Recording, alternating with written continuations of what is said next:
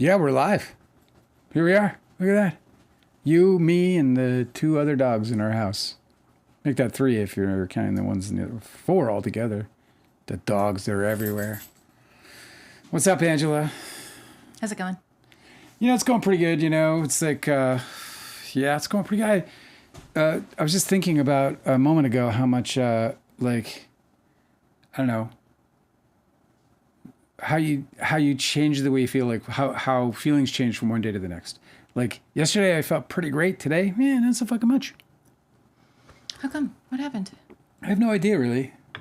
I'll be all right. I don't know what it is, Who knows? Maybe it's just that, I don't know. I mean, I generally feel okay. I've had a headache for a long time, as you know. Yeah, that'll do it. These things will That'll do it every time. Yeah, they'll get you going. They will. But, otherwise, yeah, I just feel all right. I feel okay. Well, if you want some perspective. I'm not trying to be a Debbie Downer here. Deanne says that Deanne's spending New Year's Eve in the orthopedic ward. Very dramatic. It's crazy. I often forget about, when you think about people who have to work on the holidays, I always think about restaurant and bar staff. I never think about the first responders and doctors, and there's so many people that just, excuse me, thank you. Yeah, so many people that have to, Bobo's here, Deanne is here, it's good to see you both. Yeah, I can't remember what you were saying. Sorry, I have a puppy in here that's very distracting because she's. Don't be so distracting, puppy dog. I was talking about how doctors and first responders, nurses, fucking hospital staff, they all have to work on the holidays too. I mean, not every one of them, but No, it's a lot, and everybody thinks, oh well, you're a doctor, you're making doctor bucks. You're making doctor bucks, so what are you complaining about? And then, the subordinate to the doctor kind of walks by all hunched over and, yeah, right. making their way with their fucking thinly made ham sandwich headed for the lunchroom. No, it's true. Like bartending on New Year's or any of these other holidays isn't such a big deal because you end up making more money, Yeah. But yeah, there's the valet and those people don't make any anymore unless somebody decides to tip them. I think one of my things is that I'm craving, to get back into writing, very much. And, when I read, and especially if I start getting a taste for binge reading or just getting a couple of hours in a day of reading, which to me is a lot. You can 2 hours a day, you can burn through 60, 70 books a year doing 2 hours a day. Mm-hmm. So, which is a pretty good haul, definitely hitting the classics, you know what I'm saying? Mm-hmm. But, it also, makes me want to write even more, because it's just opens up a can of worms. And you don't do it. Why? Opens up a can of worms, I said. Yeah, but why don't you do it though? It makes you want to write more. I don't have the time. Oh. Yeah, I just don't even. But you're reading for 2 hours a day. I remote. Well, I'm not. Oh, no, you're not. No. If I get into that mode, it's that's the whole burden. You know what I mean? Let's see, Angela. I haven't forgotten to write you back. I'm still in the middle of my situation. I'm at the point where I may need to call legal advice line. Oh, for the dog. Oh yeah, dog apartment situation.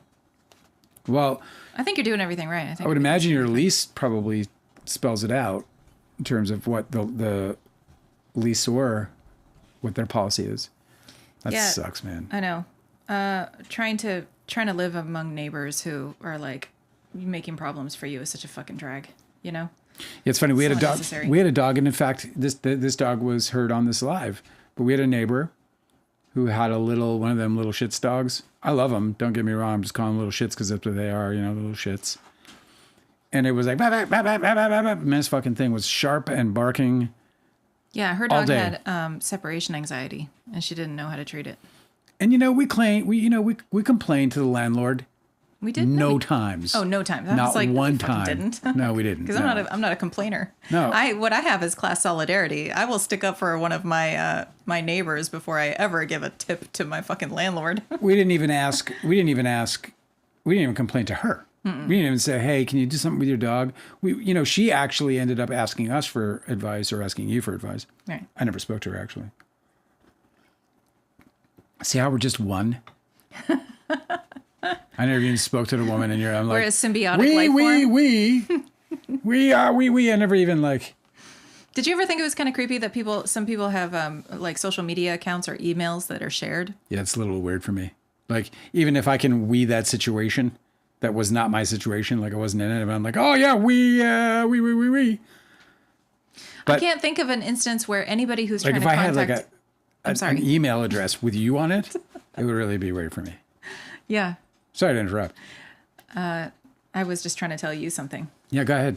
I'm right here. I can't think of an instance where somebody would be contacting you and would also want to contact me simultaneously. I can't think of, or vice versa. Well, fucking put your email address in there too, then.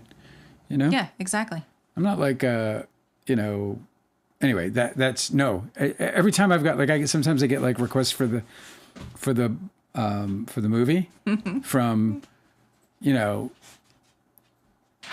Doug and Diane. Yeah, right. And I'm like, hi, Doug and Diane. Like, that's how I respond, because I respond to those. Yeah, of I course. don't auto respond those. I respond. Do you think to it's kind of controlling? Like somebody wants to make sure that their spouse isn't sending I always think, I wonder emails? who's under control, Yeah, I wonder who's under control But here. it's like so easy to just start your own email. So would you Who's just in control?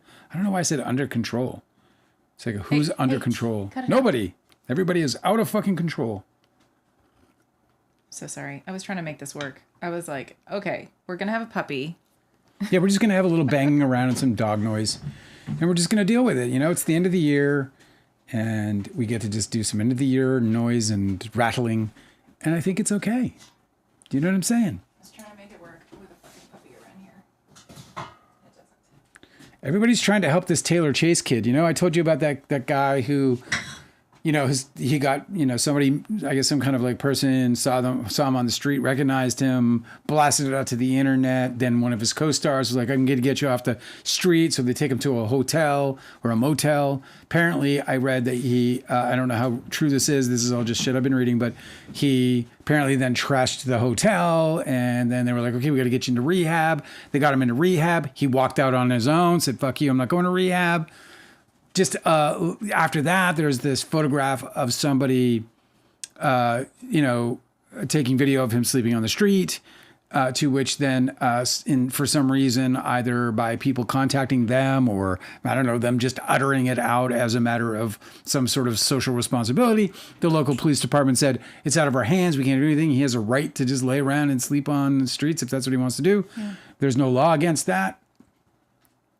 And now Sean Astin. See how I did that? Mm-hmm. Sean Astin. I used to say Austin. Right. I always did, but now I said Astin. Yeah, because we got corrected. It's all about growth around here. We're all growing and learning together. Sean Astin is stepping in to help Ned's declassified album Taylor Chase, according to one of his former co-stars.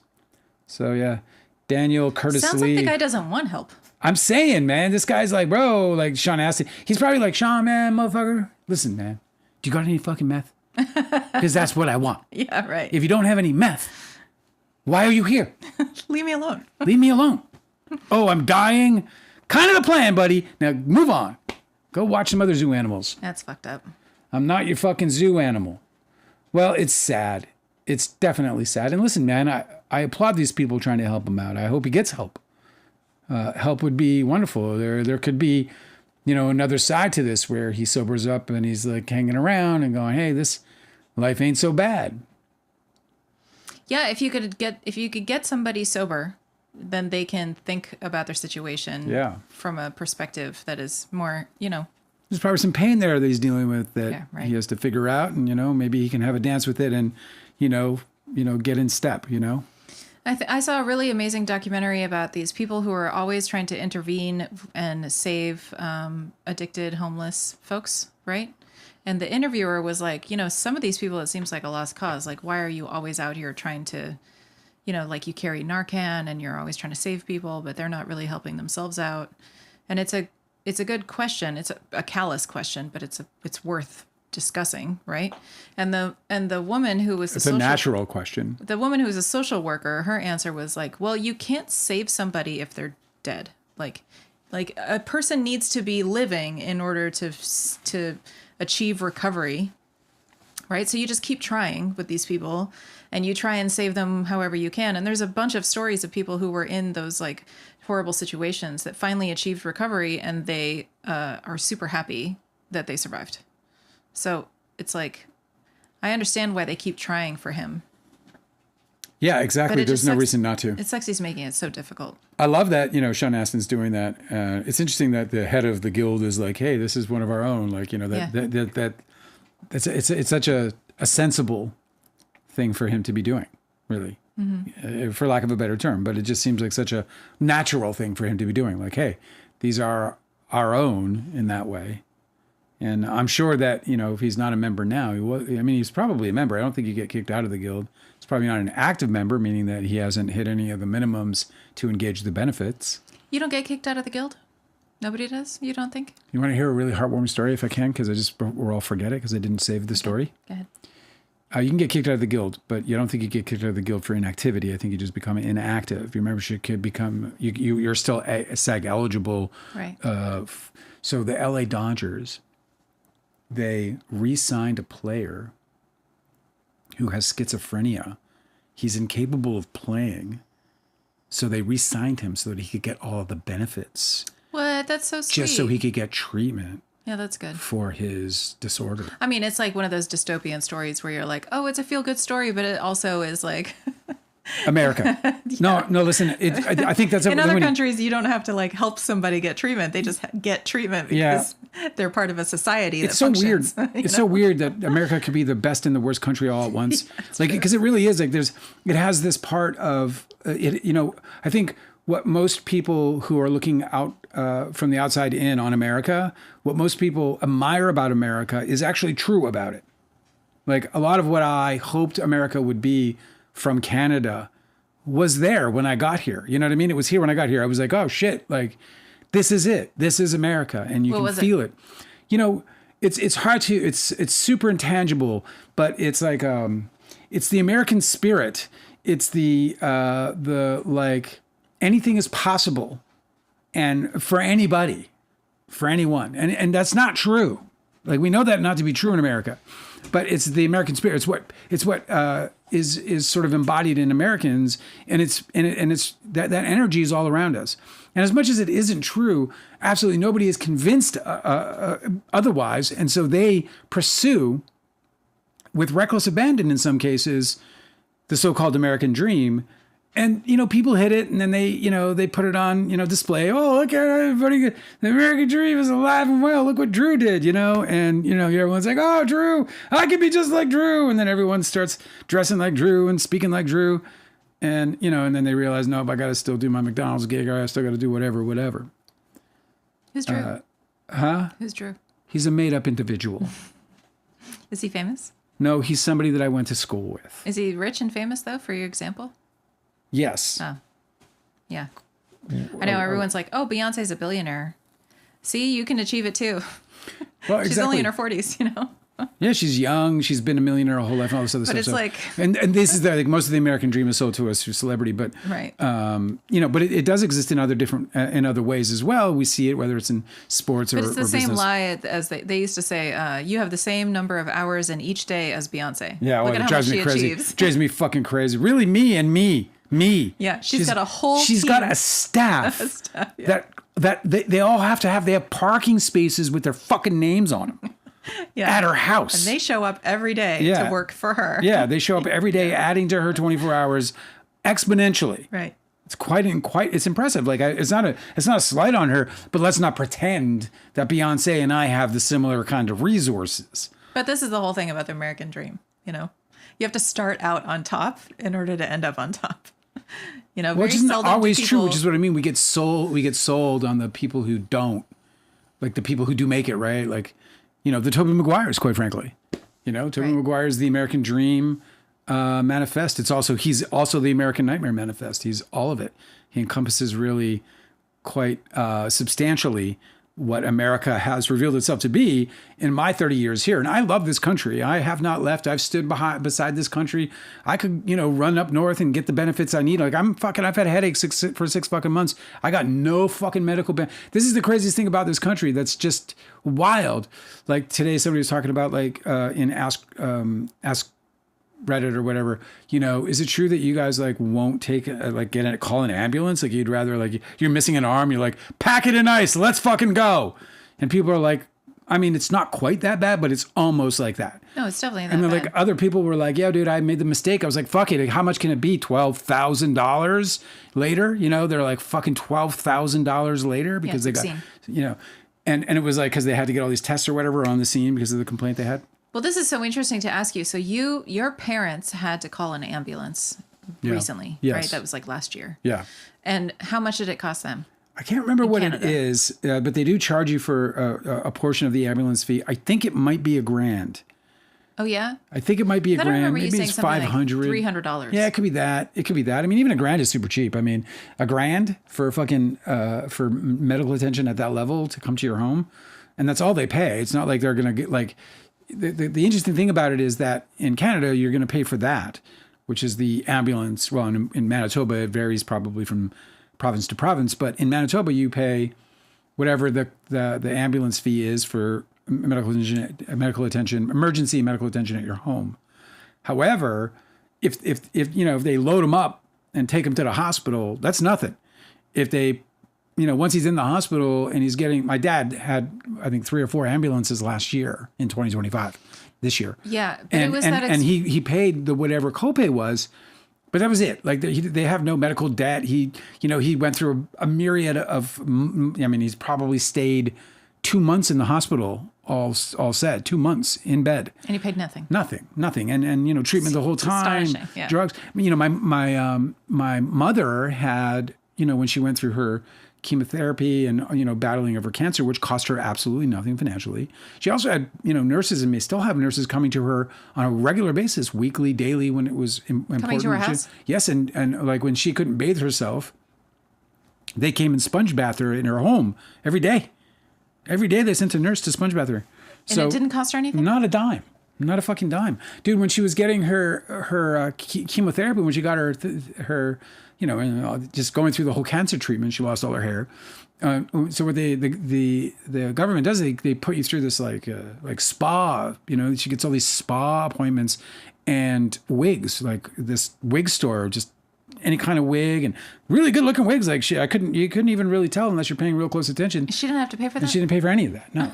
And then it's all to boost spirit or whatever. See how it could be? So, it's not a perfect... because Americans have been really propagandized about Canadian healthcare because they're such close neighbors.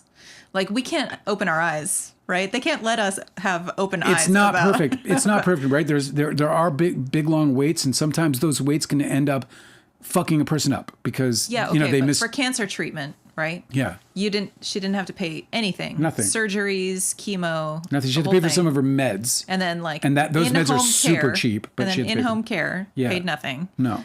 If Americans knew about this, they'd be a lot more pissed. I mean, they're already really pissed, but. It's absolutely crazy. It really is. It's absolutely crazy. But yeah, in Canada, if you're sick or you have a headache and tinnitus for 6 fucking months, you go to the doctor. You don't even wait 6 months. 2 months in, you're getting the scans, you're getting the fucking tests. They're finding out what's wrong. Here in America, it's got to get so bad that you can't stand it anymore. And then you just succumb to it, and then you go. Also, this is for the uninsured, of course. All the doctors are miserable because they spend the majority of their time at work on the fucking phone with the insurance companies trying to get them to cover basic shit. Well, they have departments for that. But if solo, yeah, they could. It's terrifying. A lot of doctors sell out to the big hospitals. It's kind of the way they squeeze doctors into the big hospitals in this country is the whole medical insurance scam. That's the biggest scam because and the way the oligarchs are able to capture the doctors in their systems and put them in these networks. Doctors can't be independent. Virtually impossible for doctors to be independent nowadays because of medical insurance issues. Being able to afford it, first of all, but then also if you have any single claim, it's night out. It's lights out for you, as opposed to a corporation like, pick 'em, right? Yeah. Here is same. What's the one here?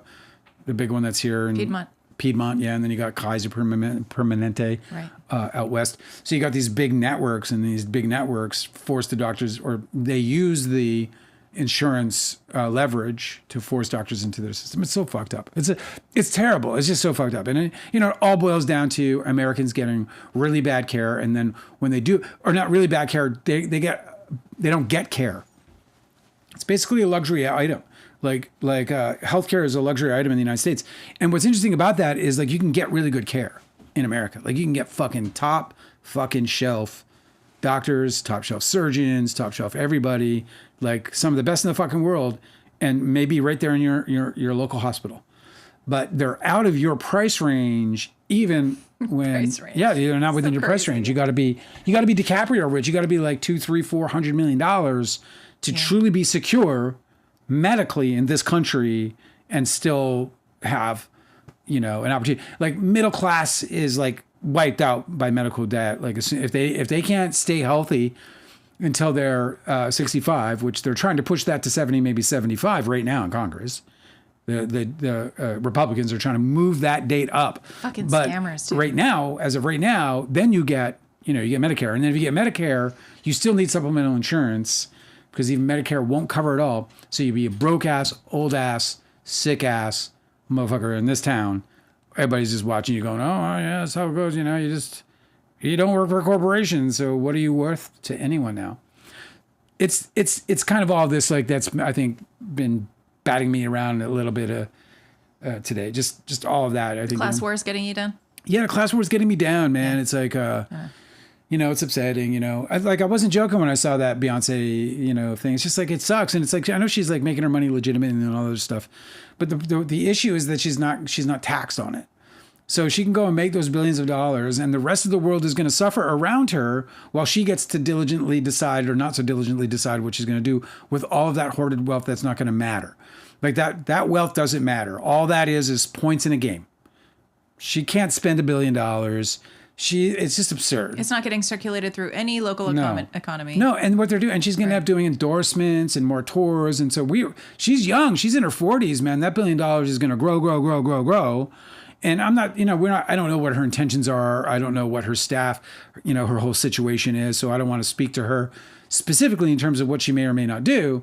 But because of the way it works, I mean, I've read this wild conversation about, so there's like, and you wonder where it comes from, but on Reddit, there was somebody said, let's see if I might even have it up.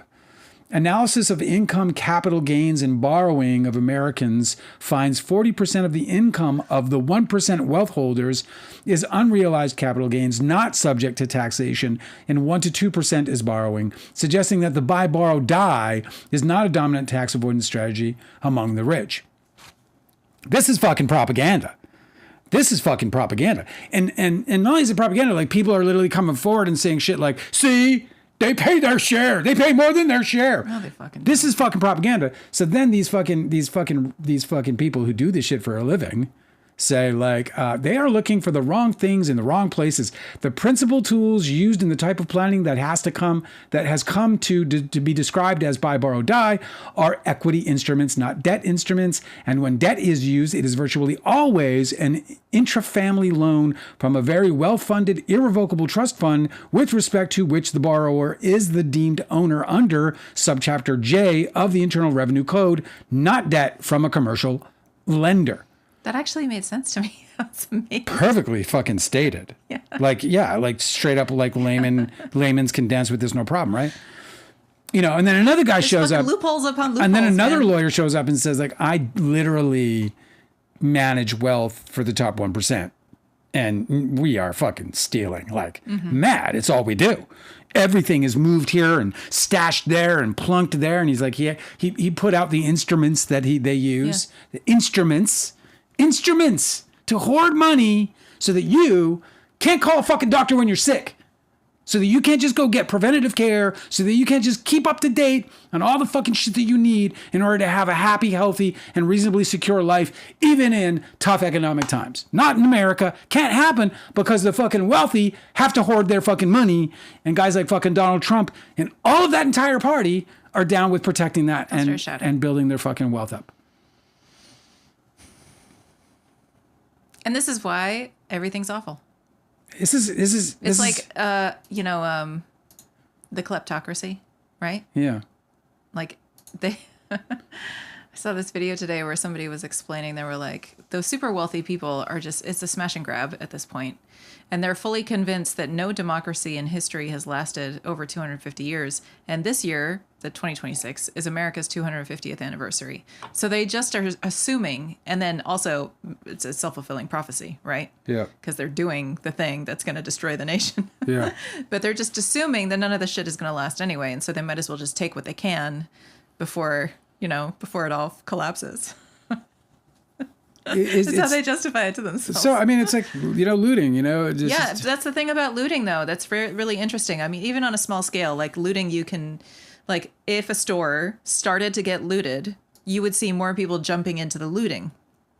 All it takes is, like, a couple oligarchs to start doing kleptocracy, and then everybody's like, oh, well, if they're doing it, then I'm going to get mine before this whole thing falls apart, Yeah, the big problem with letting the billionaires do it is that because a lot of people also like to bring up their philanthropy, their big nonprofit organizations and so on and so forth. But the problem is like, why do they get to decide? Like, are they even doing it anymore? I feel like they've stopped doing that. Well, look, I mean, it used to be a big facade that everybody forget about bought. the facade side of it. Even if you look at it as not a facade, so even if then we're still dealing with the fact that they're the ones deciding who are the benefactors, the beneficiaries of their ungodly and unjustified wealth. It's unjustified wealth, right? Like if Beyonce is a billionaire, like she has a fucking like crew, bro. I bet you a lot of her crew are mortgaged, right? Fully fucking mortgaged in their life. You know what I mean? I bet you a lot of her crew are like still trying to figure out how to fucking retire,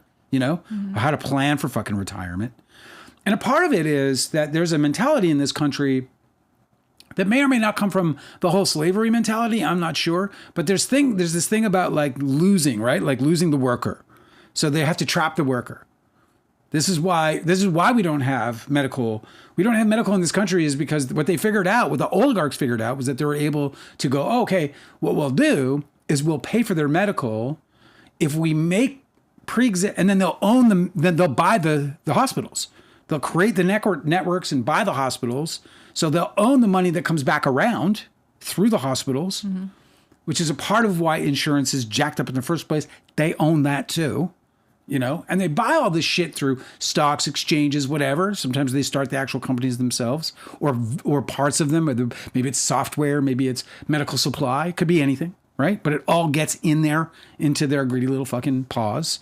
And the money just cycles back. Like a really, really, really stupid, but a really silly, but very, very thorough example of this is my mom and dad. My mom and dad worked collectively for 45 years for one real estate owner. He's a multimillionaire guy, owns these big, giant apartment buildings all over Winnipeg. One of them he owns.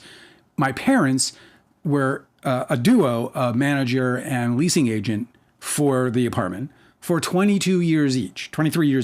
So 46 combined years of labor by these two people. And they were virtually sold out the entire time. They almost never had an empty apartment. Place was run spectacularly. The owner used to say, if I only knew Doug when he was younger. My dad's name is Doug. And my dad showed up there in his 60s. Mm-hmm. That means my dad worked there well into his 80s.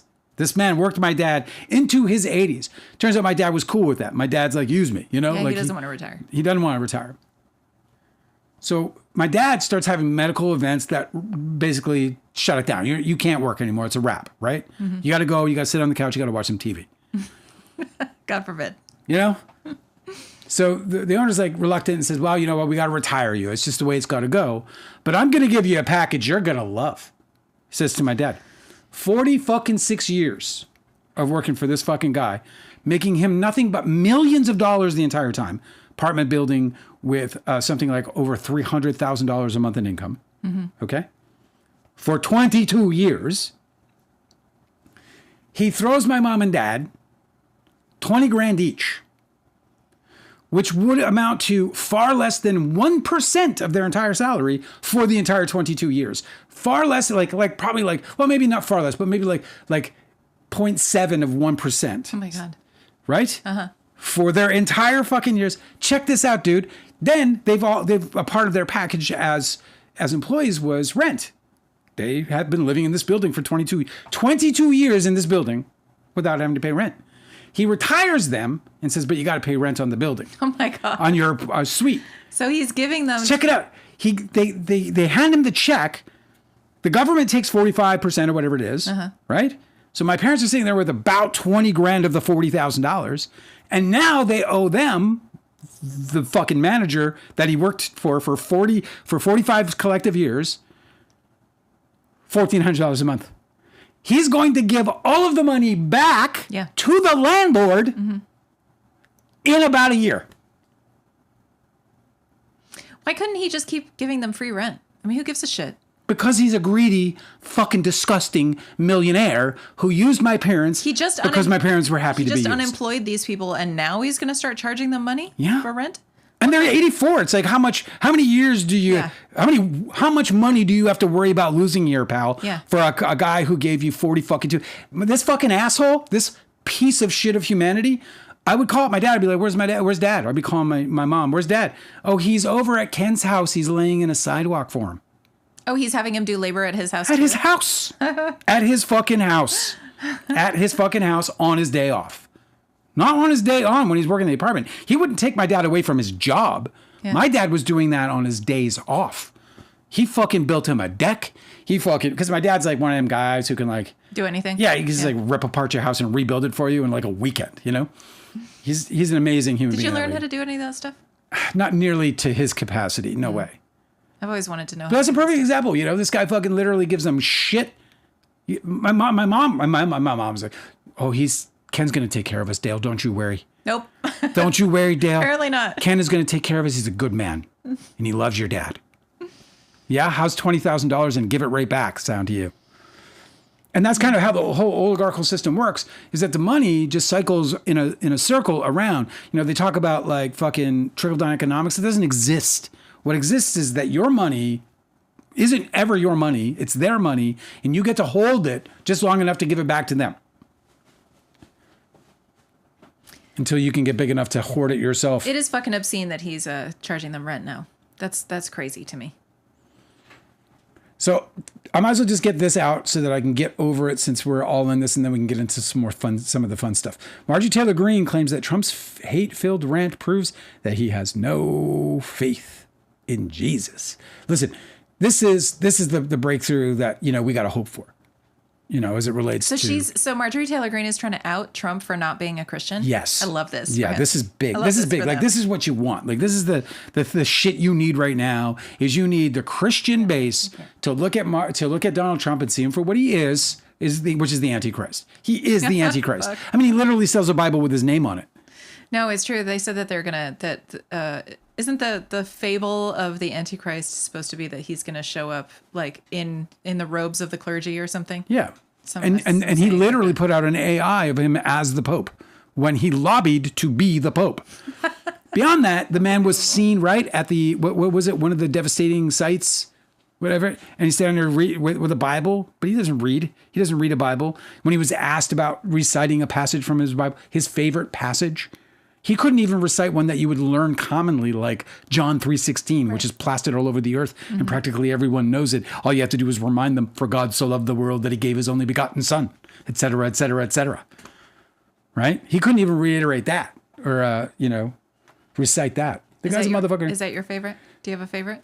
No, it's not my favorite. Yeah, I do have a favorite, actually. I don't have a favorite particular verse, but I have a favorite, I think that Psalms is a ride and that everybody should read it. I think Psalms is wonderful. Perfectly written stuff. I mean, Rumi, Goethe level. Mm-hmm. Just fucking great stuff. I have to say his name wrong. Was it Goethe? It's Goethe. Goethe. like Goethe, but there's no R in it, so you kind of it's an essence of an R. All right, guys, I'm sorry that I've gone on about this shit, but it's so thick and all around us, and so sometimes it gets to me. And just as we were about to go on, Angela said, Dale, you got to go watch the dogs. So I'm sitting here watching the dogs, and I'm in this room earlier than I usually am. I'm out there doing other stuff. And I was like, oh, I'll just rummage around Reddit and see if there's any like stories that might catch my eye that I'll enjoy talking about. And I ended up on the one about, the 1% hiding all their money. Hey, can you cut it out? From you. Puppies are so busy. I'm gonna back this up with a little uplifting news, and then I think we should get to the chat and hang out with our friends for a minute. Mm-hmm. A dementia vaccine could be very real right now. Oh, word? Yeah, check this out. This is going to be very brief, but I did read this some time ago, and I meant to bring it on the show, and I never made it. And then today it came up again, and A dementia vaccine? In a study published in Nature, scientists analyzed the health records of more than 280,000 adults in Wales between the age of 71 and 88 years old. They were aiming to understand the effects of a shingles vaccination program that began in 2013. Oh, that is so interesting. So they found that older adults aged 79 to 80 who had received the shingles vaccine were 20% less likely to develop dementia by 2020 compared to those who hadn't been eligible to receive it. What's more is that in a recent follow-up study published in Cell, the same scientists discovered that the shingles vaccine seemed to have left a protective effect even among those who had already been diagnosed with dementia by 2013. So people who had the disease... It didn't progress. That's so interesting. So that makes it seem... So shingles is it's a herpes virus. Is that a derivative of smallpox or no, of chickenpox? It's not the same. It's a different family. So they're like, I learned this because I was like, I wanted to look up, do people who suffer from cold sores, are they susceptible for shingles? Right. And it's a different because I got my first cold sore in like 20 years. And I was like, oh, shingles are next. Yeah, right. And it's not. I was worried about that too because I've had fever blisters before. Anytime I get really sick, I get cold sores. It's horrible. But they're pretty common. But they're different. They're different. It's a different virus, but they're both like the herpes family virus. Yeah. I don't know what it's called. Anyway. Herphiticum histamine. But it's so interesting that so it could be if a vaccine that protects you from that virus, that post-viral syndrome, if it protects you from dementia, then that suggests that dementia is driven by viruses. Well, I wonder. Well, there's a lot of post-viral syndromes that exist. Like, for instance, I don't know if you've heard of mononucleosis. I remember. So that's a virus, but that leads to Epstein. I guess that's the Epstein-Barr virus, or Epstein-Barr is the illness. I can't figure it out. But that is a predictor of MS. So that can lead to... I wonder, I should reach out to some people who I know got it when we were kids, just to see how they're doing. Because I had a couple, because as soon as you said that, I was like, oh, I had two neighbors, both girls, who got mono. And I remember them like... There's another one. Obviously, everybody knows about HIV, which is a virus that causes the immunodeficiency disease. There's a bunch of viruses that are like, you catch them, you're kind of sick a little bit, and then it goes away, or it seems like it goes away, but it actually creates long-lasting damage that resurfaces later as a completely different illness. Yeah, well, that's the fucking thing. The same illness, but it seems like a different. Yeah, viruses beat you up and break you down. Yeah, that's what they do. I learned this just from learning through this whole COVID pandemic. I didn't know anything. Well, I'm not a fucking epidemiologist, but... You're not? No. You look just like an epidemiologist, Angela. I just wear the hat. You just wear the scrubs? Yeah. I just wear the scrubs. But I learned a lot about how, they've been conflating, when early in COVID, they started some people were even hosting COVID parties where they were trying to encourage their kids and themselves to get COVID because they thought that if they got it, it would build an immunity. And then how my parents used to have they used to not think that chickenpox was a big deal at all. Like if you got chickenpox, it was kind of a good thing because then you didn't have to worry about. Joe Rogan just fucked this up on the Joe Rogan Experience. Yeah, he said, well, fucking, what's the problem with measles? Measles was the thing that we all got as kids, so that we could get over it and move on with our lives. It was fucking chickenpox. He was talking about but chickenpox also. Measles is literally like the end of humanity, kind of bad. Chickenpox also creates like a really horrible post-viral syndrome that just simply doesn't affect most people, but some people it's terrible for them. And I didn't know this. So apparently there is, and epidemiologists have been very generous with sharing this information, but you can build immune strength by battling infection throughout your life, right? That's why it's not so bad when kids eat dirt, right? Because they're trying to build immune systems that are resilient. But however, there is no benefit whatsoever to catching any virus at all. Viruses only do damage. Because when a virus enters your body, it has to replicate because viruses don't live. They're not living things. Do you know this? Yes. The viruses don't live. They need a host. They need an activation. It's like yeast or something. No, it's not an activation. They need a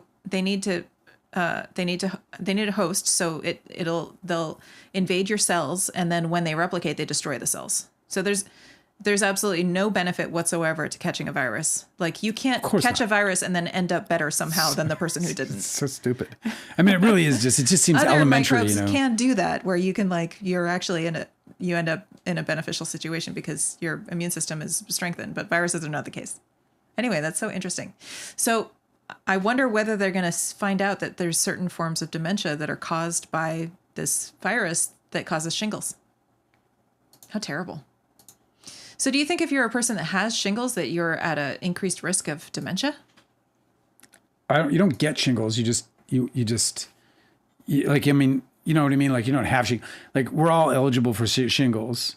Apparently only if you've had this herpes virus. Yeah. Well, which is like 80% of humanity. It's different. It's not like the sexually transmitted one and it's not the cold sore one. It's like a different one. By the way, just if I may, like, so I don't know. We'll see. I hope I don't get shingles. I know somebody who did, and they said it was just one of the most painful experiences they. You feel like you're endured. on fire, right? Yeah, I don't know. Isn't it like itchy fire or something? It's like it's like cold sore pain, but like by 1,000, and it's like all over your body. Sounds horrible. It can be all over your body, but I should go on Joe Rogan. I absolutely should go on Joe Rogan. The problem with going on Joe Rogan is that he'd be like, I'd be like, I got to wear a mask. And he'd be like, no.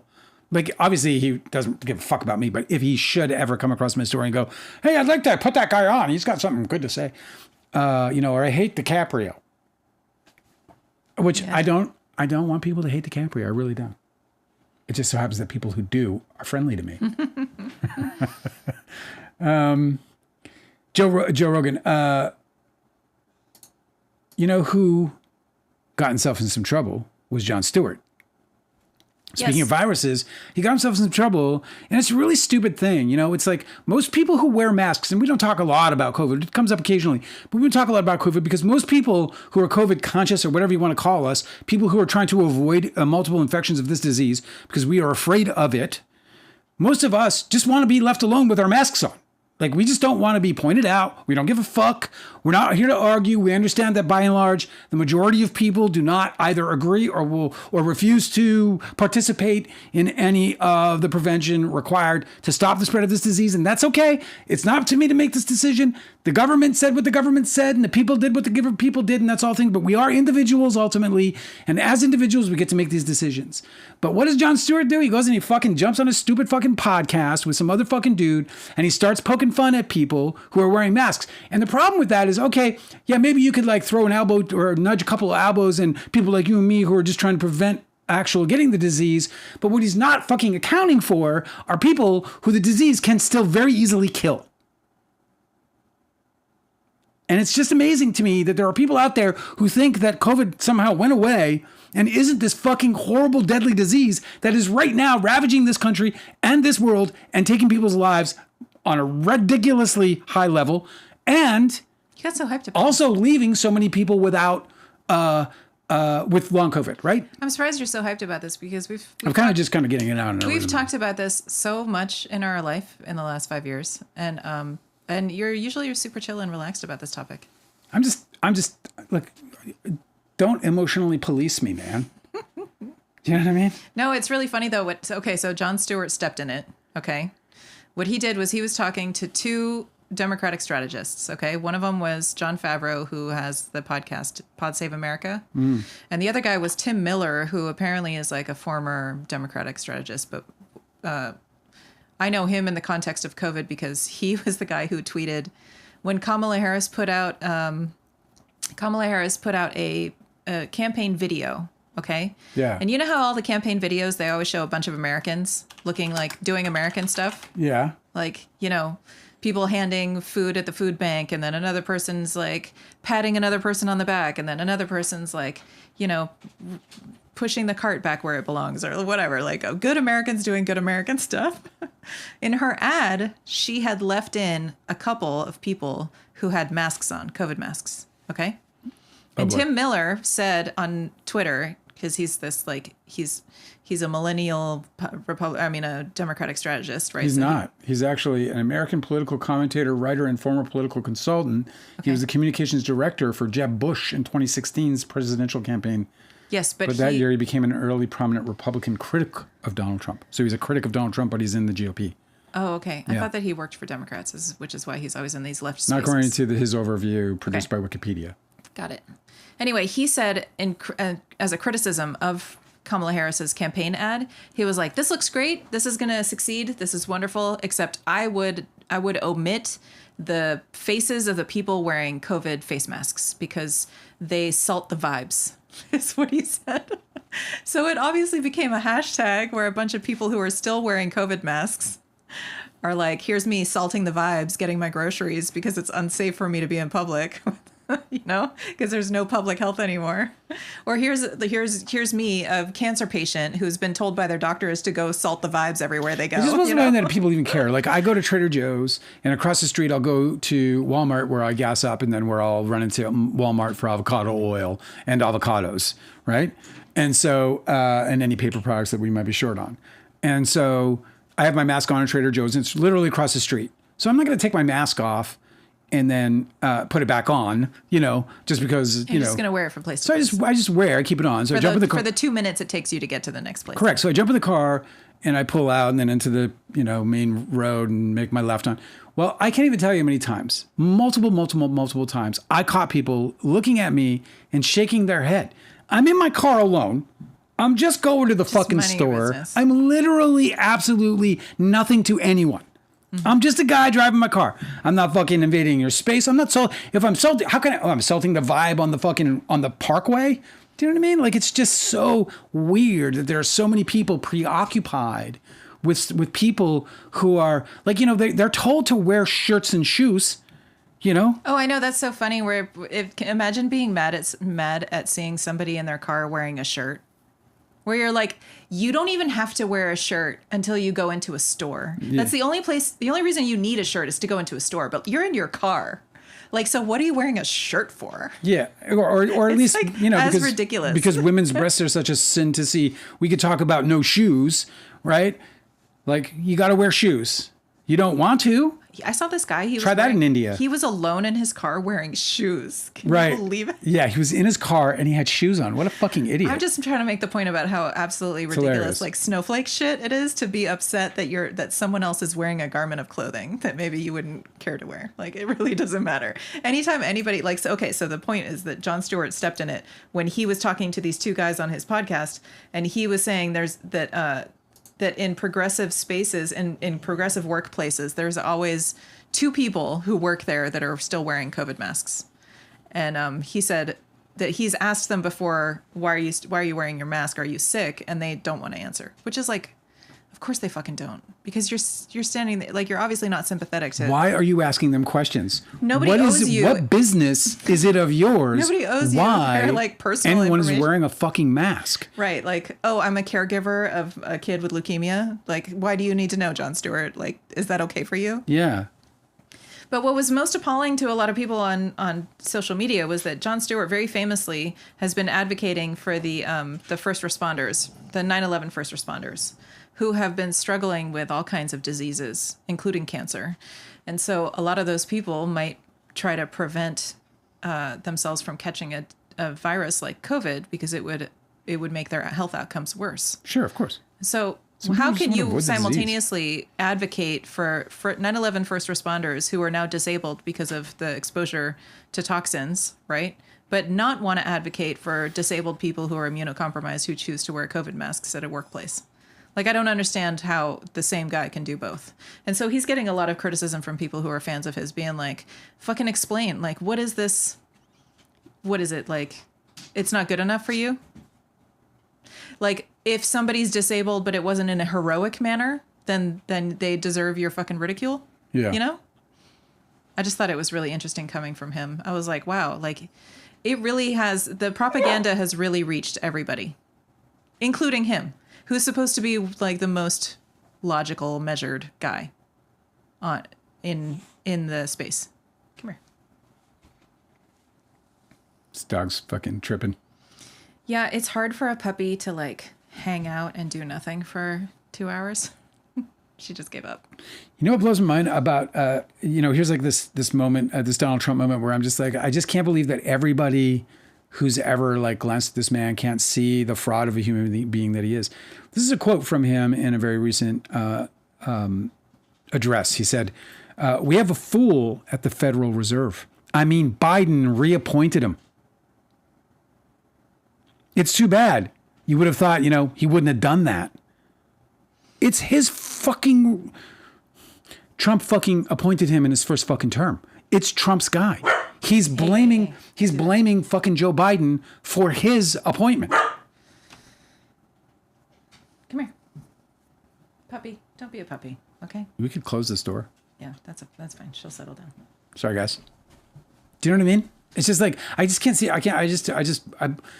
it blows my mind that people can't just, I mean, obviously not everyone's going to hear that, but if you're a Trump guy and you hear that, it has to like, how does that not like get like become so obvious? I don't know why anybody cares about this. Like, I just feel like every time I hear him talk, I'm like, cool. So what about the Epstein files? Like, no, I know, but cool, what the fuck are you still doing in my house? Yeah.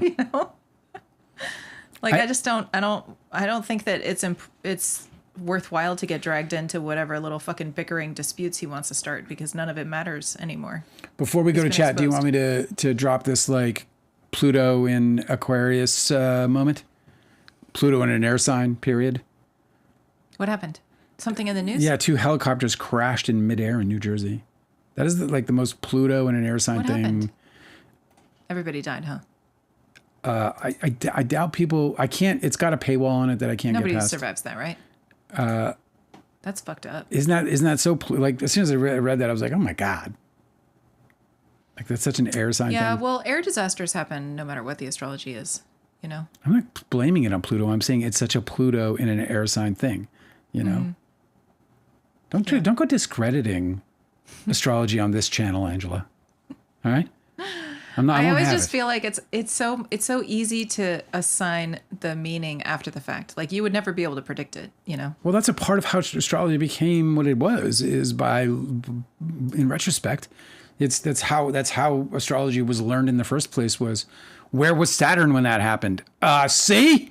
Yeah, I know. That's how it happens. Exactly. It's how we learn. That's how astrology became what it was. It wasn't like we suddenly realized what Saturn was. We looked at it retrospectively and went, well, fuck me. If Saturn isn't always doing that shit when this shit goes down, that must be a Saturn thing, a Saturnian thing. At least that's how I think. Deanne said, congrats on your pronunciation of Sean Astin. It's so hard when you get a name in your head. We evolve around here. This is, we're not here stuck in a rut. We're not here to, you know what I mean? I'm here to learn and grow. And Sean Astin is now Sean Astin and will be forevermore. And thanks to you all. Cosmic Urgency said that we have a correction to make. Okay. That we said, I had read somebody said that Chevy Chase had called Donald Glover the N-word. I think it's Chevy Chase. You just said Chevy Chase. Chevy? I just got you. Chevy Chase. That's right. Did I say it wasn't Chevy? Donald Glover? Well, that's good news. He said Cosmic Urgency said that was incorrect. He was another black person. Chevrolet Chase. Chevrolet Chase. So Cornelius was just talking about another black person, or was he just saying it in general? Was it just a word he just? I actually don't know what the correct story is. I just know that what we said was incorrect. You know what I mean? Are you with me? I am.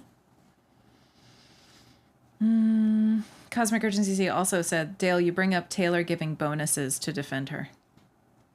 Well, listen to me. If you're going to give out nearly $200 million in bonuses to your staff, then that's not defending her. That's just what it is. I don't need to do. What am I defending Taylor Swift for? Who am I to defend? First of all, who am I to defend this woman? And secondly, what does she need to defend? What is she defending? Her billionaire status? Look, same thing for Beyonce. And look, I'm not, and I said this with Beyonce. It's like, well, I don't know what she's going to do with the money. We'll see what she does with the money. But it's not like, they talked about it as a milestone. They're sitting around and they're baiting people into this idea, right?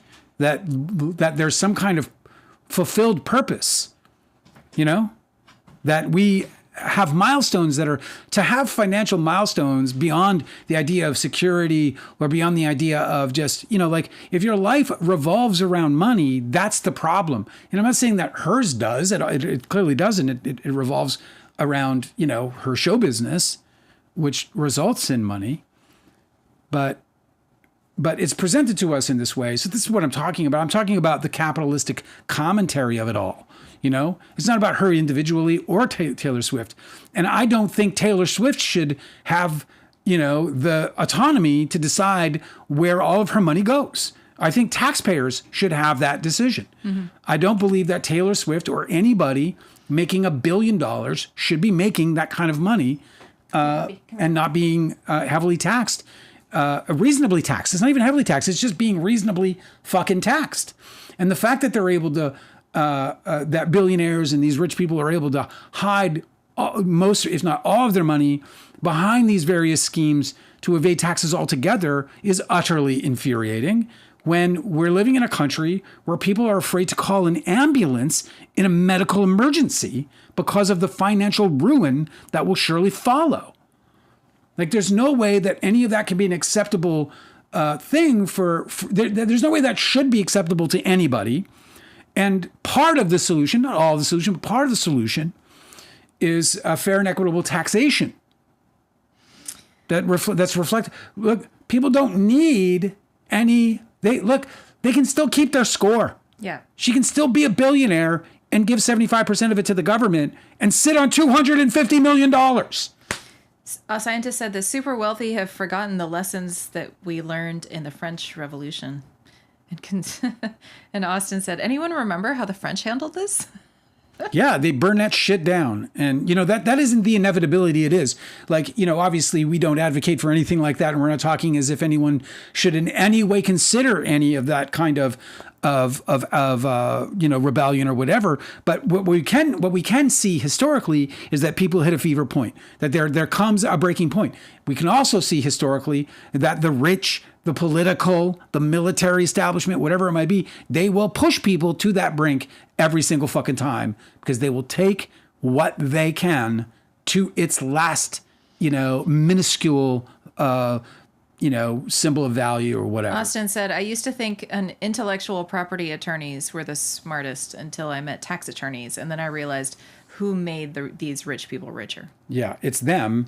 They created it all, and they got the help of the government because those who are running the government are rich or are obtaining wealth. Nancy Pelosi wouldn't pass the bill to abolish stock trading or to suspend all stock trading while people are members of Congress. Part of the reason why these people stay in government so fucking long is because it's an open access to insider trading. Nancy Pelosi is a fucking ridiculously wealthy woman, and her entire job for her entire life has been at Congress. It's an absurdity. Mm-hmm. It's an obscenity. And she, of course, is I think one of the more guilty parties, one of the more obviously guilty parties out there of wrongfully enriching her life through politics. But that's how we end up in this situation. We end up in this situation where people are, it's like the only thing healthy right now is the stock market, and all that's running on a bubble, on an AI bubble that's going to pop. This country's going to become a sorry ass place to live economically for a while, especially as Donald Trump has run up the budget $2.3 trillion in 1 year. It's Don't you find it weird to be talking about him as if he's the president?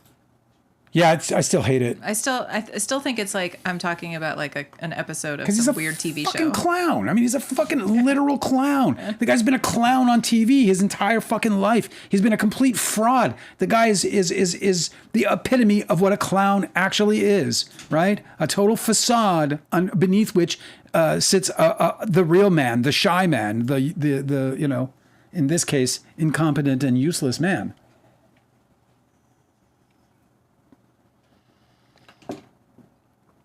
That's why I was like, let's get to chat so that we can because everyone will have commented if they chose on this topic, and then we can get off this topic because this topic does suck. But God, it's just overwhelming, man. I saw Cosmic say that Marjorie Taylor Greene is full of shit. Of course she is. That doesn't matter though. No, I know. Let me read this one. I'm on it too. Marjorie Taylor Greene is full of it. Yeah. She gets upset with reporters during her redemption tour when they bring up her past comments, and that's not real remorse or change. No, nobody thinks for a second that she fucking changed. No, dude. She is the bottom of the fucking barrel, dude. She is like the fucking, she's the most foul of them all. I mean, she's among the most foul of them all. Her, Matt Gaetz, Boebert, the list goes on. So, but that's not what's important. What is important is that if she's out publicly saying Donald Trump is a fake Christian, that is great. I don't care. She's a fraud of a human being. Come on, please. I'm so glad that she's out of Congress, but unfortunately that district is just going to bring somebody else who's similar to her, and maybe even somebody who does cozy up to the current, sort of doctrine. Kindly DiCaprio said, I don't know much about politics, but I think I am an anarchist because we must simply be left alone from both rich and powerful, I think. Yeah. Well, I don't know, actually. I don't know much. I should learn more about those systems. But I feel like anytime I ever try and look up the different systems of government that people subscribe to, like anarchism, socialism, communism, whatever this is, I always feel like the answers you're getting is from like it's all being filtered through propaganda. You know what I mean? Like, I'm worried that you're never going to get like the true story about like what socialism is unless you're reading directly from socialist sites. But there's also a lot of like anti-socialist rhetoric that kind of masks itself as socialist. I believe that the complexity, I believe the complexity is... There's a lot of propaganda around this. Yeah, a lot of trickery. The complexity of a society this large and this advanced, so-called advanced, requires something like socialism. It requires it, especially when when you've seen, late stage capitalism and what it's produced, which is immense greed, immense class disparity, the complete abolishment of the fucking middle class. It's very clear that there's really one class of beneficiaries in this whole scheme, while the others are scrambling to just barely hang on. Yeah. Also, like anarchism is really interesting too. I don't know enough about it, but I have noticed that a lot of times when people are doing community care in times of like some sort of disaster or difficulty, a lot of times it's the anarchist groups that are really active and engaged in providing help for people in the community. So I don't know anything about that. Yeah, but that's community driven stuff like anarchism, calls for the abolishment of authority and hierarchy, right? And the problem with the abolishment of authority is that you get what you have now with the billionaires in the first place, which is they have everything and then they decide what happens with it. And because they decide what happens with it, you can be just left out of that, even though you should be entitled to it as a person who's a part of the productive generation of that wealth. Like we're the ones generating the wealth for everybody else. We're the ones doing that. We're the ones renting. We're the ones, paying, the exorbitant. This dog, bro. Honestly. Like, she had an itch, so she let the downstairs neighbors she let know. Everybody know that she had an itch. So anyway, so I don't think anarchy is a solution. I think that a form of socialism, a democratic socialism, obviously we don't want any kind of like tyranny or any of that kind of shit. But what we do want is the taxpayer dollars. What I want is the taxpayer dollars to flow from the taxpayer to the government, then back to the people in the kinds of programs they're going to help not sustain life, but make life. I mean, this is supposed to be the richest country on earth, and kids can't get out of college without being 40 to 80,000, 40 to 100 or maybe more $1,000 in debt. They're more in debt than their parents were coming out of college and buying a house and a car and starting a family with one income. So, students are crippled coming out of college by design, so that they'll be tied to and inexorably tied to these corporations and their need to have you working for them to make them more money. I stopped working for corporations in 2006 because I finally woke up to what was happening around me. I was like, fuck, all I do is enrich you assholes and you don't give me nothing in return. Like, closing multi-million-dollar deals for companies. And I'm like sitting there going, so what about me? And they're like, what about you? We got the money. We're good. Mm. I'm sitting here trying to like fucking pay mortgage and do all this shit, pay their fucking exorbitant like health care costs. And instead what I end up with is the short end of the fucking stick, but I'm the one who did the work. And that is, more or less what happened with slavery, beyond, of course, all the inhumane treatment of the slaves. But in terms of the economical side of it all was, you'll do everything for as little as possible, right? And the slaves, it was slavery, it was food and lodging for whatever that was worth. And, but for us, it's, whatever pittance of salary we get. And then everybody taxes it and takes a piece of it. We turned off super chats because it's like fucking Google and fucking Apple are taking 60% of the money you guys want to give us. Yeah, it's just a big scam. So I'd rather not get any money than to feed oligarchs 60% of your money that you're trying to show in generosity to us and to support the show. And I would find another way, which I'm currently working on. A scientist has educated us about the shingles we were talking about earlier. Oh, yeah? Tell me more. It's chickenpox, caused by deodorant. Oh, what? The chickenpox virus remains, albeit inactive, in your nervous system. And when it becomes reactivated, you get shingles. There it is. It's chickenpox. It's the pox. I thought it was. Yeah. Also, oh, by the way, a scientist, I saw a scientist say, can I send you my things yesterday? Send, I guess, birth date and birth time. Please do. I think that's what you were referring to, but I saw it this morning, actually, on my other computer's live. Yeah, right. Where I set up the live every day. Where to? She knows how. She's reached out to me before. Okay. Go to freedonsplum.com and do the contact form, or freedonsplum@gmail.com. Also about shingles. Yeah. Said clarifying, cold sores. Yeah.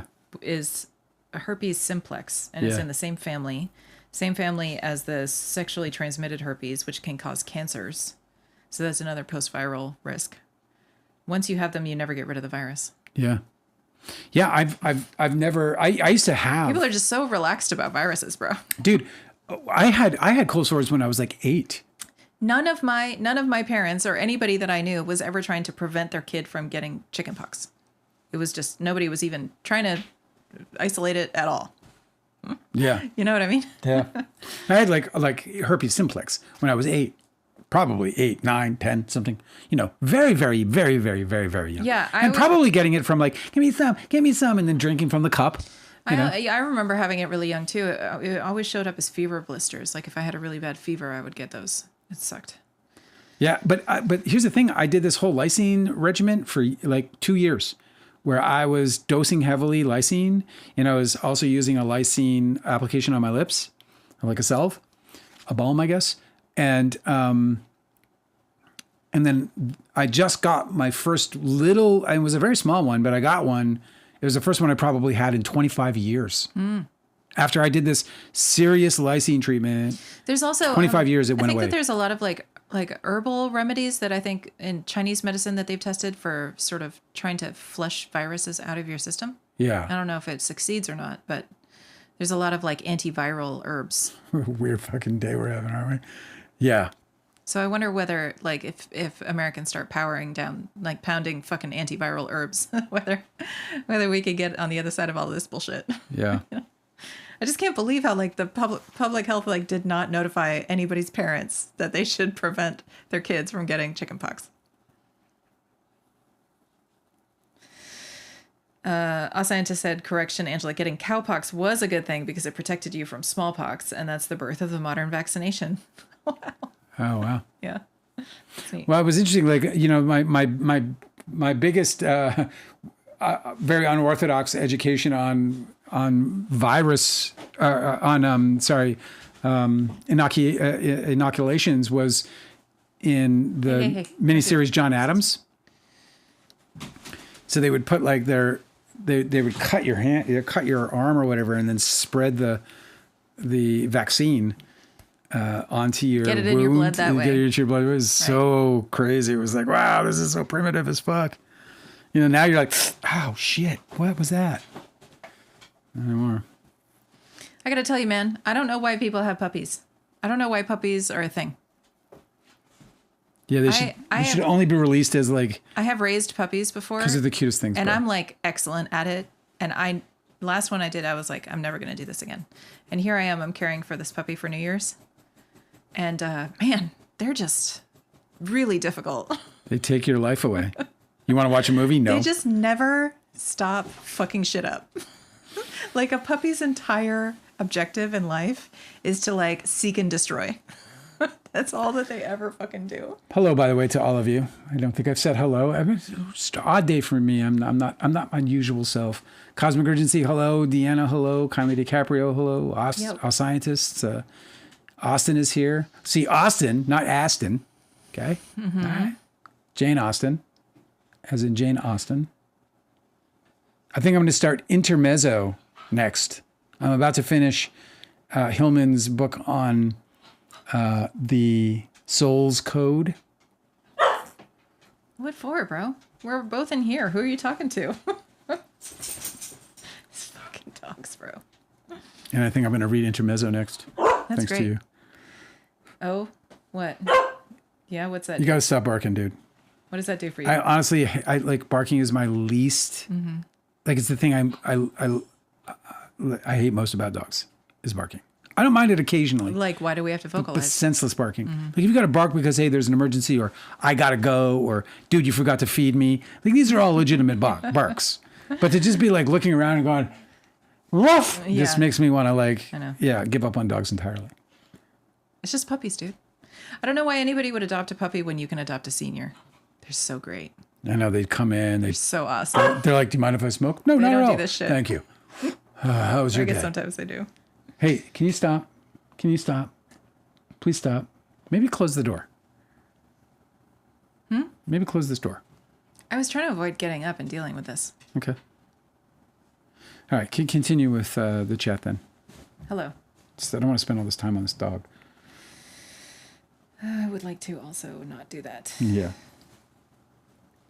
Deanne said there's also some amazing stories, too, about scientists who infected themselves. Dude, that's H. pylori won the Nobel Prize. He won the Nobel Prize because he was sure that H. pylori caused ulcers, among other issues with the gastrointestinal tract. So he fucking drank a fucking flask of it, got infected with it. Really bad idea, by the way. Yeah. I got it, and it changed my life. I mean, it changed my fucking life. But he proved that H. pylori was this terrible bacteria that they weren't paying attention to, and he won the Nobel Prize for it. It's an amazing story. But yeah, what's that guy's name? Let's see what his name is. I got to tell you guys this guy's name because he always comes up in my feed because I got a science feed. Who discovered H. pylori? Kindly DiCaprio said, wait. These Australian physicians, Barry Marshall and they discovered that blah, blah, blah, and the guy drank it. It's very bold. And Marshall ingested the bacteria himself to prove its role developing gastritis and ulcers, which were then cured with antibiotics, earning him the 2005 Nobel Peace Prize. Very cool. Oh, man, wrecked my stomach, bro. Wrecked my stomach. Changed my life forever.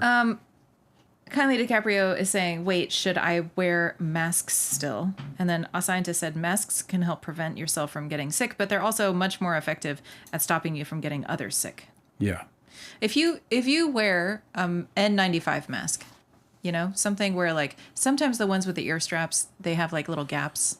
But the ones with the head straps that goes all the way around your head, a lot of times you can fit them tightly enough so that you don't have any gaps in air, and those will prevent you completely from ever catching COVID or anything or any airborne contagion. Well, that requires that seal to never be broken. But the reality is that even KN95s, those are the ones that go over, but are KN95. They go over your ears. They go over your ears. They're highly effective, very, very effective at preventing catching the disease. Not as effective as N95s, which have a much tighter seal. But it's so weird because there's a lot of things that people could be doing to everybody's sick of getting sick. And there's a ton of stuff that people could be doing to prevent this from continuing to happen to them. And it's not all wearing masks. Like if you ventilate your house while you have company over, if you have air purifiers in your house that have HEPA filters, like there's a bunch of stuff that people can do, like to keep classrooms from being like these big like contagion machines, like classrooms are a terrible place for people to catch whatever anybody else in the room has. But they could just, every classroom could have like a quiet air filter and then have a window open to ventilate the place. And then it would drop the numbers of contagious airborne viruses to by 80% at least. You know what was so fucking remarkable is that during COVID, when we all were in a lockdown, there was a strand of the flu that got eradicated. Yeah, because everyone was wearing masks and staying away from each other. And we were staying from each other. So there was an entire eradication of a flu strain that had otherwise been rearing its ugly head season after season, year after year. And it was exterminated. It's completely gone. It does not exist anymore. I know. And that was the result of us, not mingling. And so it's entirely plausible that the wearing of masks, collective wearing of masks, would completely eradicate COVID-19. Yeah, we wouldn't even have to do any of this anymore. No. If everybody just played along. That's it. All we have to do nobody's going to play along. And it's not even like you have to play along forever. You just have to play along for a period of time until it's eradication. And the wildest part about that to me is that it's like a group project where nobody else is doing the work. We can even get real close by simply kindly asks about whether or not she should do it. Well, yeah, I mean, you could put your mask on whenever you're not eating or just whenever you're socializing as a means to protect yourself and to protect others potentially.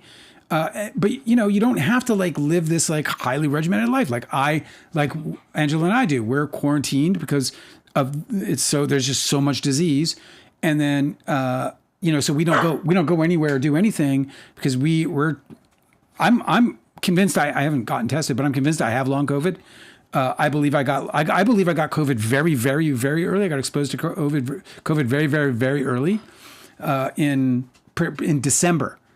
So December of 19, I played darts with a guy who said, I got that thing that's going around, and he was fucking devastated by it. And and he was coughing practically in my face. So I feel very strongly that I feel strongly that there's more than a reasonable chance that I was exposed to the virus at that point. Even if I didn't get sick, I may have been infected because we know that it can lay dormant in you but that you can be asymptomatic while still being infected. But then there was another infection later where it wasn't getting picked up on my COVID test, but I had all the symptoms of the new Omicron, which was when Omicron just broke out. Yeah. And that variant causes this 1,000 needles in your throat. And I got the 1,000 needles. I went down pretty heavy. And ever since then, I have chronic headaches. And I had a whole bunch of other neurological problems. I had twitching and just a fucking laundry list of shit. So to answer kindly DiCaprio's question, she also said, wait, should I still be in quarantine? I'm so confused. I'm sorry if I'm behind. Whoa. Hello, puppy. Well, nobody's in quarantine but for people who are sick or people who are like Angela and I are just not going to do it. I just feel like if you don't want to get sick, we know how to prevent it. The only good way to prevent it is to filter your air that you're breathing. That's the way that we've figured out to avoid catching COVID. Yeah. I'm going to step out a minute. I'm going to take her out because I think that she might be so restless because she has to go. You do it. I'm going to go through some more of the chat while you're gone. Let me see here.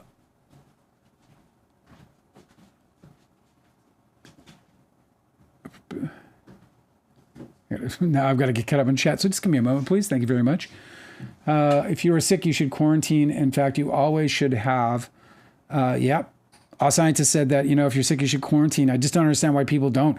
I was at one of my local grocery stores that I no longer go to because of this incident. But I went to this grocery store down the street. I'm masked.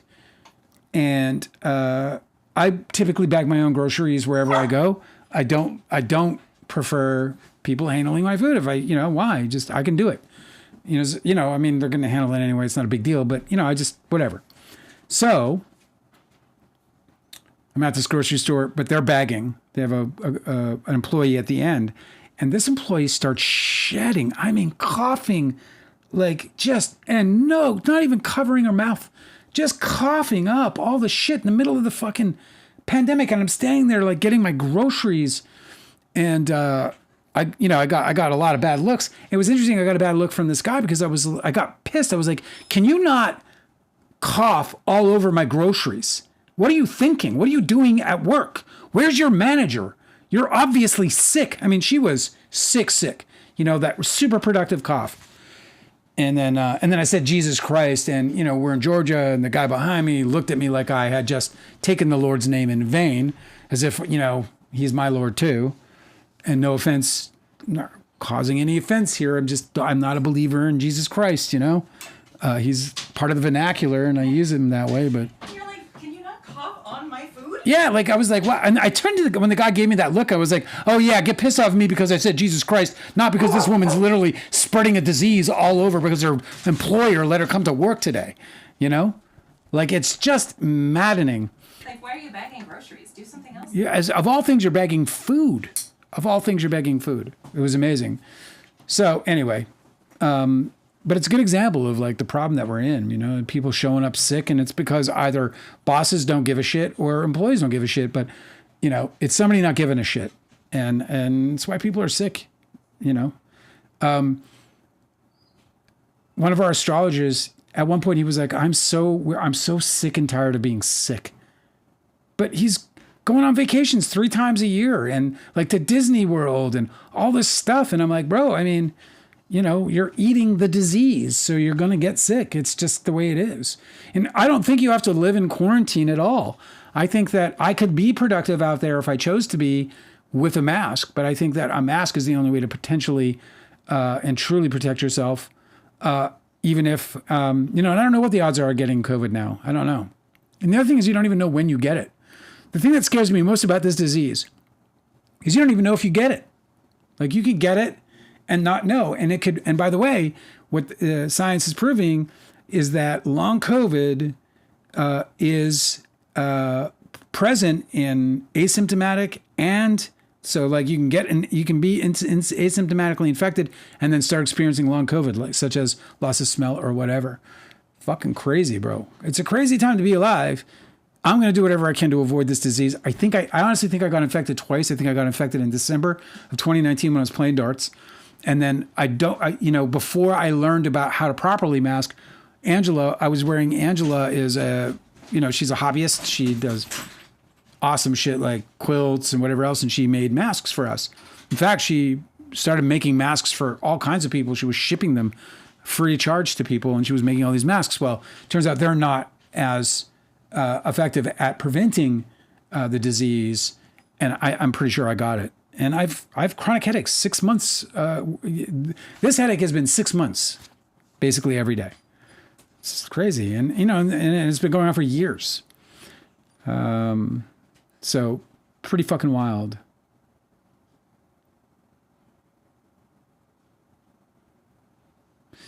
Ayn Rand was cruel and condescending to those who were down on their luck and needed support. At the heart is eugenics, and it becomes the Hunger's Game. It is so sick. It's just a sick world, isn't it? What the fuck are you doing? And Ayn Rand, it's a sort of thing about her. This is how you say it, right? Ayn Rand? It's Anne. It is Anne? Yeah, it's just spelled weird. I loved The Fountainhead. I don't care what people say. Fuck, I don't care, man. I think it's a great book. I feel reasonably qualified to say so. I'm reasonably well read. I'm not the most well read guy you ever met, but I'm reasonably well read. Welcome back, Angela. Thank you. And And I think The Fountainhead is a fucking absolute triumph of a book. One of my favorites, actually. Maybe not one of my favorites, but the year I read it was one of the favorites I read that year. But, yeah, she was a cruel human being.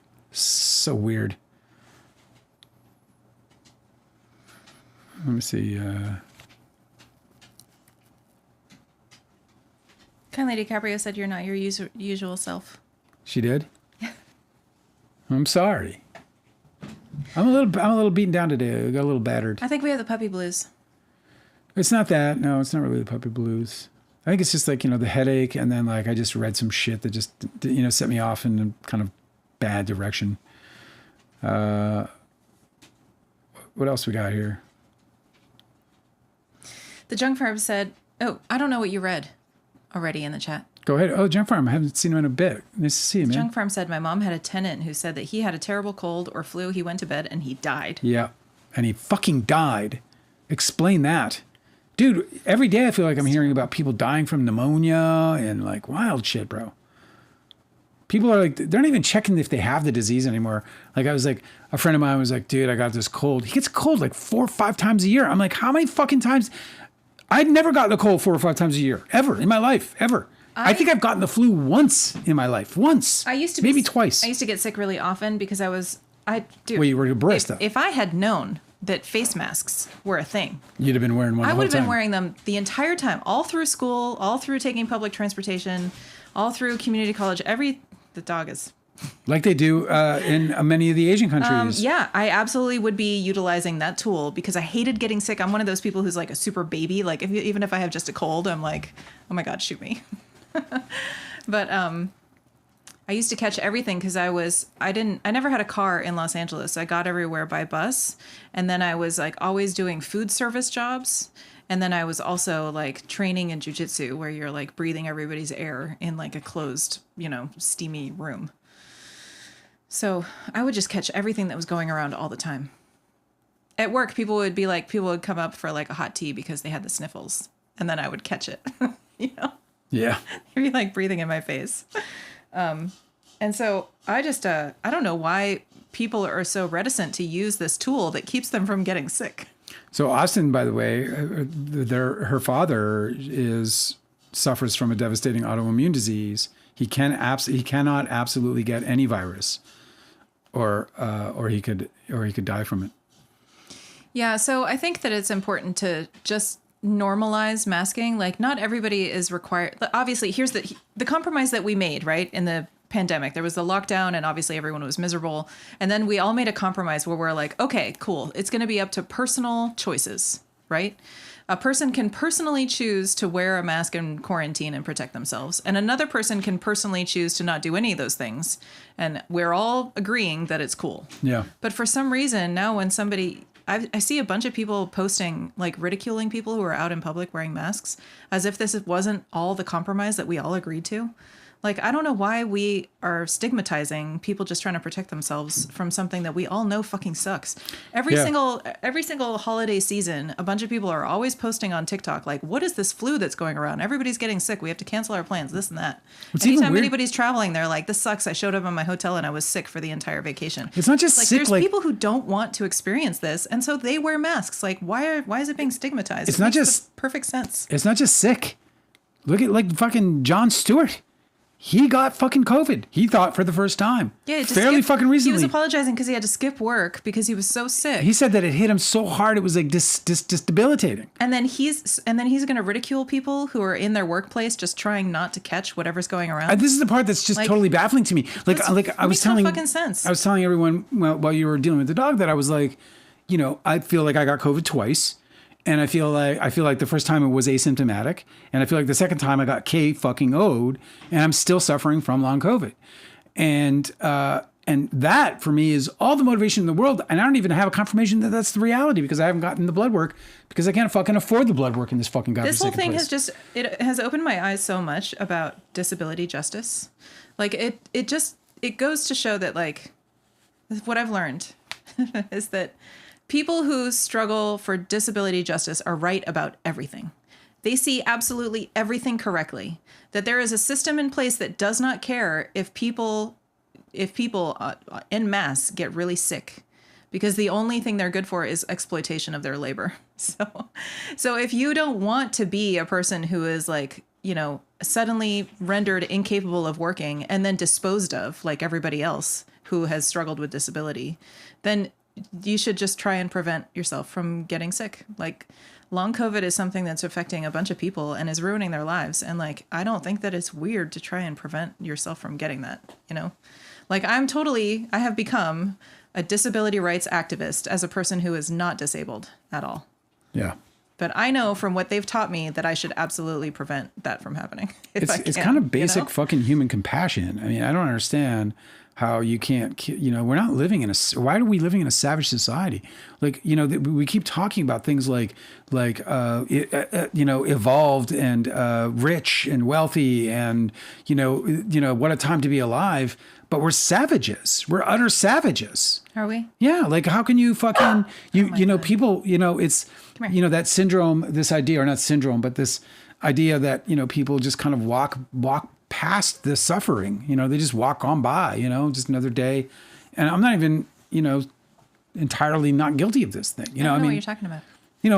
Whatever, somebody being accosted and there's people just walk by it, or somebody like in need and nobody's there to help them. They just, just walk on by, Do people do that? Yes, of course. Absolutely. Are you kidding? What do you mean? We have very a huge homeless problem. You have billionaires and homeless people in the same breath. Oh yeah. Right. It's patently absurd. How much does it cost to end homelessness? I think it's like $25 billion. To just house everybody? Yeah. How much would it cost to end? I understand it's more complicated than that. So, and I can almost hear cosmic urgency already. I know that it's not as simple as saying, oh, I'll just put $25 billion down and all homelessness will go away. I understand there's infrastructure. I know there's the after effects of getting them off the street. Some people need continuous therapy. All of this should be in consideration. How much to end homelessness in America? Ending homelessness in the United States could cost roughly $11 to $30 billion annually. Okay? 11 to 30 billion annually. And by the way, that number will eventually trickle down. It'll actually reduce over time because you'll find solutions that help mitigate the financial burden, simply because, first of all, there'll be far less homeless people because you'll figure out that you need certain kind of treatments and all these other things. But it says 11 to 30 billion. How much is the USA defense? Oh yeah, like several trillion defense budget. Defense budget. I know. Can we maybe just reallocate? The U.S. defense budget is over $1 trillion for the fiscal year of 2026. $1 trillion. That's $1,000 billion. $1,000 billion for defense. You don't eat 3% of the annual defense budget ends homelessness in America. Now, but we're never going to do that. 3%. So how do you think, just sitting here between us, we're all friends, do you think there is 3% of waste laying around in that budget anywhere? 3% a year of the $1 trillion that the United States uses as a so-called defense fund. I guess it's a war fund now, right? It's not, because it's the War Department now, right? So it's back to the War Department. We're back to a war fund. We're a warring nation now. You're ranting a little. $1 trillion and homelessness ends for 11 to 30 billion. Cosmic Urgency wanted to correct you about Cosmic Urgency. Very good at that. No, about Cosmic Urgency. Oh, about him? Yeah. Cosmic Urgency said, I'm for housing and healthcare for all, as well as basic food for all. Yeah, I would expect you to be. Oh, okay. I thought you were saying that Cosmic Urgency was going to correct you on solving the homelessness crisis with homes. My impression in the months that I've been able to hang out with Cosmic Urgency is that he is a lovely, compassionate person who is highly sophisticated in his thinking. He's one of he's a real one, you know. He's a Virgo rising, so you know. There's just something you have to hate about him, you know. Puppy, who are you talking to? It's just like we're both in here. This is her first night, so tonight's just gonna be hell, man. I know, she sucks, man. She's like, she doesn't have any of her usual busy. Shit. She's like, where's my thing? Where's my thing? Where's my fucking owners? Yeah, that's right. That's who she's calling for. Yeah, she's like, hey guys, are you gonna come? These people kind of suck. They're just talking and talking and talking. Like they don't shut up. Take a fucking breath.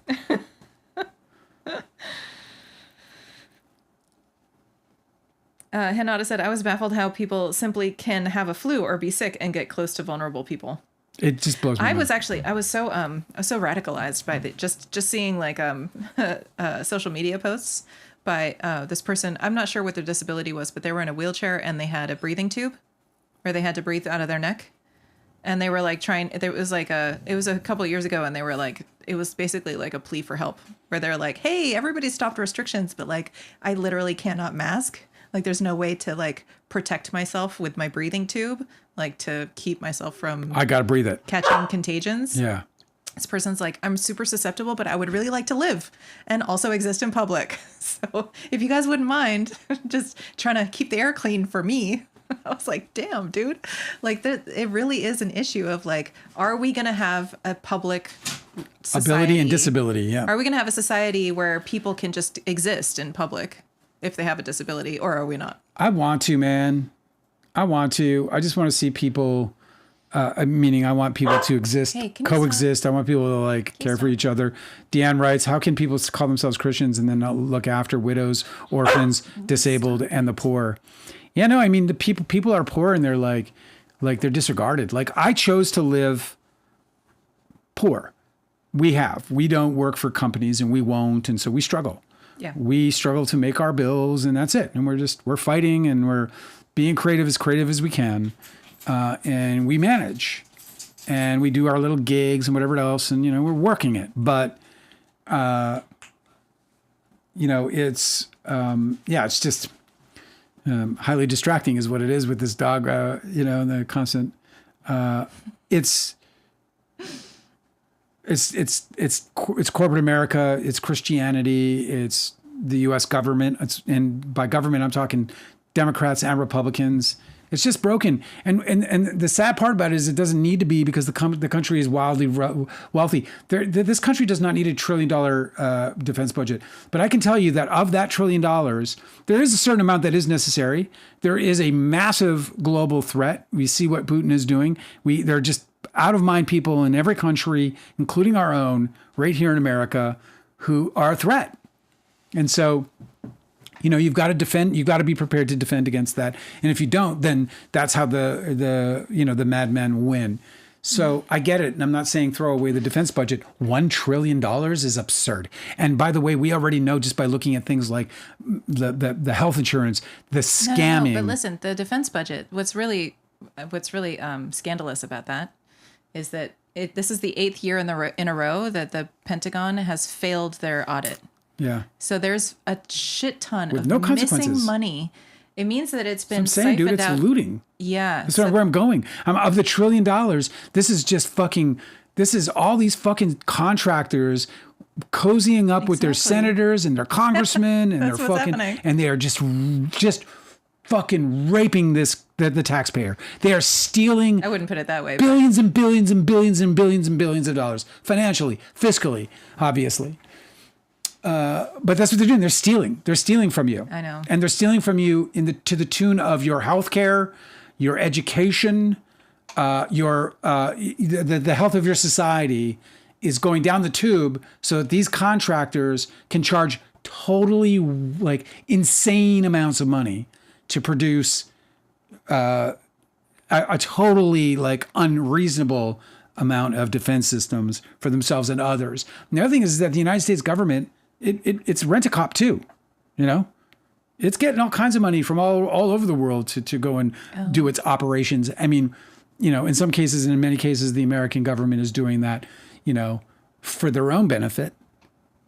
and don't need any incentives. But scams on scams. I figured out a way to silence the puppy. That's great. Like Junkyard saying, we're paying defense costs at World War II levels. Like, why are we paying for fighting on a global war on multiple fronts when that's not happening? I mean, it's not happening. And it doesn't even need to be happening. Like these wars, a lot of these military actions, they're just fucking, you're sitting around with all this shit. It's like, it's part of how this podcast got born. I'm like, fuck, I got cameras everywhere. My videography business is dead. I'm not going back, because it's just like, I'm not even wanted because literally I was wearing masks on gigs and it was making people uncomfortable. I was like, well, I guess I can't do this now. How fucked up is that? You were just talking about the defense budget, right? And how they have all this shit sitting around. And so they're like, well, we might as well, we got like state of the art warfare equipment. Why don't we just make wars? Yeah. Right. And I was thinking about that video that you showed of the UFO and how they shot a missile at it, like a Hellfire missile. And it bounced off of it. It was a Hellfire, yeah. Tomahawk missile or something. It was a like Hellfire. That? And I looked up the cost of that and I was like, okay, so they didn't know what the fuck this thing was, and the thing wasn't actually harming anybody or doing anything bad. And they decided to spend hundreds of thousands of dollars just shooting one just seeing if it can get shot down. Like, what the fuck are we doing? That's a rich man's game, isn't it? They need to have tighter purse strings. And I was like, because we paid for that. That's me. I paid for that. I'm not super enthused by this topic. Yeah, we can move on. Do you have anything interesting or, dare I say, fun to talk about? Yeah, I do. Let me go over to the fun page. Hang on. Let me get my fun page out. I'm not having enough fun. Dale is a humbuggery, and I'm just trying to end the year on a fucking shitty note. I don't know why that's a problem. The Kennedys, bro. The Kennedys? What did the Kennedys do now? Tatiana Schlossberg, writer and daughter of Caroline Kennedy, dead at 35. Oh, yeah. She wrote a memoir about her cancer journey, right? Her leukemia. Yeah. I remember hearing about this a few months ago. It's just like that. There's going to be a new Dead Kennedys band. There's just like they got to like. God, I forgot about the Dead Kennedys. It's just I can't believe it. I really can't believe it. Do you think that they got? Like, I have a huge family. Like, I have a massive family. Like, we had 12 aunts and uncles. I have like 45 plus cousins. Do you know what I'm saying? Like, all of my uncles and aunts have almost all of my aunts and uncles have passed. I mean, I'm in my 50s, not surprisingly. But as far as like deaths, like Tatiana's or JFK Jr. when he go down on a plane? Wasn't that JFK Jr.? I actually don't remember. Yeah, JFK Jr. went down on a fucking plane. Like, and then you got RFK Jr. walking around with a fucking brain worm, completely impervious and to. He won't die. He won't die. He said he's just fucking shit up. Anyway, I'm just like, man, the Kennedys, they just fucking like we have a big family and we just don't have that in our family. Like, it's not even close. Like, all my cousins are pretty much alive. We have a few cousins that died. Like, out of the almost 50 cousins I had, we had one die of cancer, another one got a rare blood disease, but it was like 2 or 3, right, of like 50. I just feel like half the Kennedys are dead. I knew growing up, I knew a family like that where they just had a ton of tragedies. Like, they lived in a community that was normal and, relatively uneventful life like the rest of us. But for some reason, they just had like a bunch of early deaths in their family. Really traumatic things too. Like, there were newlyweds in their family that died in a plane crash, shit like that, It was really awful. I mean, I think maybe the Kennedys just have some sort of like, do you believe in like family karma? You know how they say that sometimes there's like unresolved issues that get passed down through a family until somebody decides to fix it? Yeah. Maybe that's what the Kennedys have. I'm just surrounded by bad headlines. I just got it might be. I just got this headline that I should have unsaved, but it's and we just talked about how homelessness has ended with 11 billion a year. The Pentagon just announced an $8.6 billion Boeing contract for F-15 jets for Israel. I'm sorry. Yeah. We're going to give those to another nation? Yes, your taxpayer dollars not going to help homeless people. We're going to give those ill people. Yeah. Disabled people Instead, is this chewing on something of ours? Helping.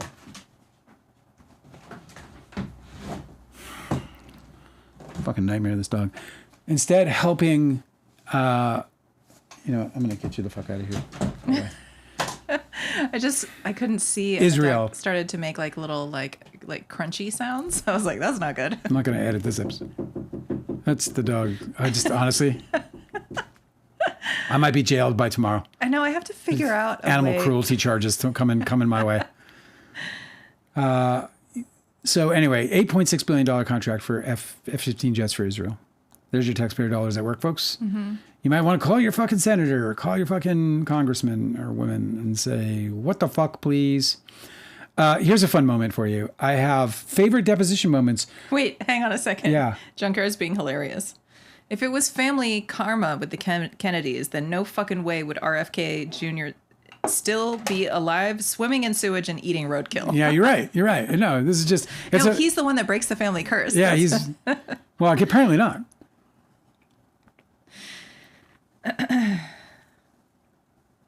Cosmic Urgency said that AI kept giving him different astrology signs, so he quit astrology. Yeah, you can't use AI for astrology. It doesn't know how to not give. Well, you need an astrologer, and you have to give your birth time, your exact birth time, and your exact time, a place of birth, and it has to be exact for you to get the actual. I just did a reading, like a mini reading for somebody today, who was somebody who reached out to us from the channel. Mm-hmm. And obviously, they'll keep their identity concealed. But they reached out to me, and I did a reading today, or kind of a mini reading for them. And I got into zodiacal releasing, which is this really cool timing technique that was fairly recently, relative to its origins, translated from the Valens Trove that in the 90s had a group called Project Hindsight focus on getting translated. And from that were born all these this is really cool. New timing techniques. Let me just stop you. New to us. So pop astrology, modern astrology, has been developing in the Western world for like all throughout like centuries. But it had a really big popularized and active phase in like the 60s and 70s and 80s. Yeah. But it wasn't until the 1990s that these guys went and translated ancient texts. So it unlocked a whole new bunch of ancient timing techniques and forecasting and all kinds of other stuff that incredible ones that Western astrology developed completely apart from. They didn't even know this existed. No, and some of it. That's why now a lot of astrologers are preferring to be traditional astrologers, because there's a bunch of these other things that you can use now that have recently been available to us. Hey, can you fucking stop? So zodiacal releasing is one of those things, and what zodiacal releasing does is it's this timing technique that allows you to really drill down almost right to, well, you could, theoretically drill down right to the very minute and be able to see sort of where you are astrologically and what's going on. This all sort of surrounding what they call peak points or peak periods in a life. And man, it was brilliant, man. Let me tell you what, it was fucking brilliant. Like it was a brilliant reading. Not from me. I'm talking about like what came off the page in terms of like what this person is going to go through. But what's really neat is that like I was able to talk to them about like, it's almost fun. Like I'm just like, listen, this is going to be a phase that's going to be continuing until your 50s. So like there's a planetary ruler. Yeah. Like for them, it was a moon. They have a moon ruling their life until they're in their 90s. Mm-hmm. Like it's just, anyways, zodiacal releasing and some really awesome techniques. Okay. Everything's cool. Who was that? Was that Booker that time? Oh, this fucking sucks. It's not just us who are annoyed by the puppy. It is also this other dog who lives with the puppy and gets fed the fuck up. So we'd be happy to do, have a look at your chart if you want. Just send us it via, whatever. freedomsplumbit@gmail.com.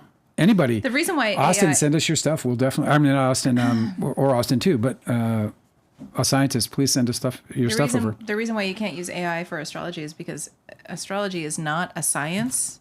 It's not a religion. It is what it is an interpretive art form, and AI just simply cannot interpret the symbols of an astrology chart in a way that a practitioner, somebody who's studied astrology, can do. Like it's like a philosophy. Stuff. Like you can't ask AI to answer philosophical. The meaning of life. It's just like, it's a different thing. Like AI can, read an X-ray probably better, right? AI can like research or search through like stacks of resource material and find the thing you're looking for or whatever, but you can't ask AI to do an interpretive art form, right? No. There's some astrologers who can't do their interpretive art form very well, right? Of And course. they've been practicing for a long time. You have to find somebody that suits you and is going to answer the questions that you're looking for, and AI is just not going to be able to do that. So it's no wonder that you got the wrong answers, because what AI is trying to do is answer your question regardless of whether it can or not, because it's being told to. It's just a model. Can I go over? This is poop alt. Okay.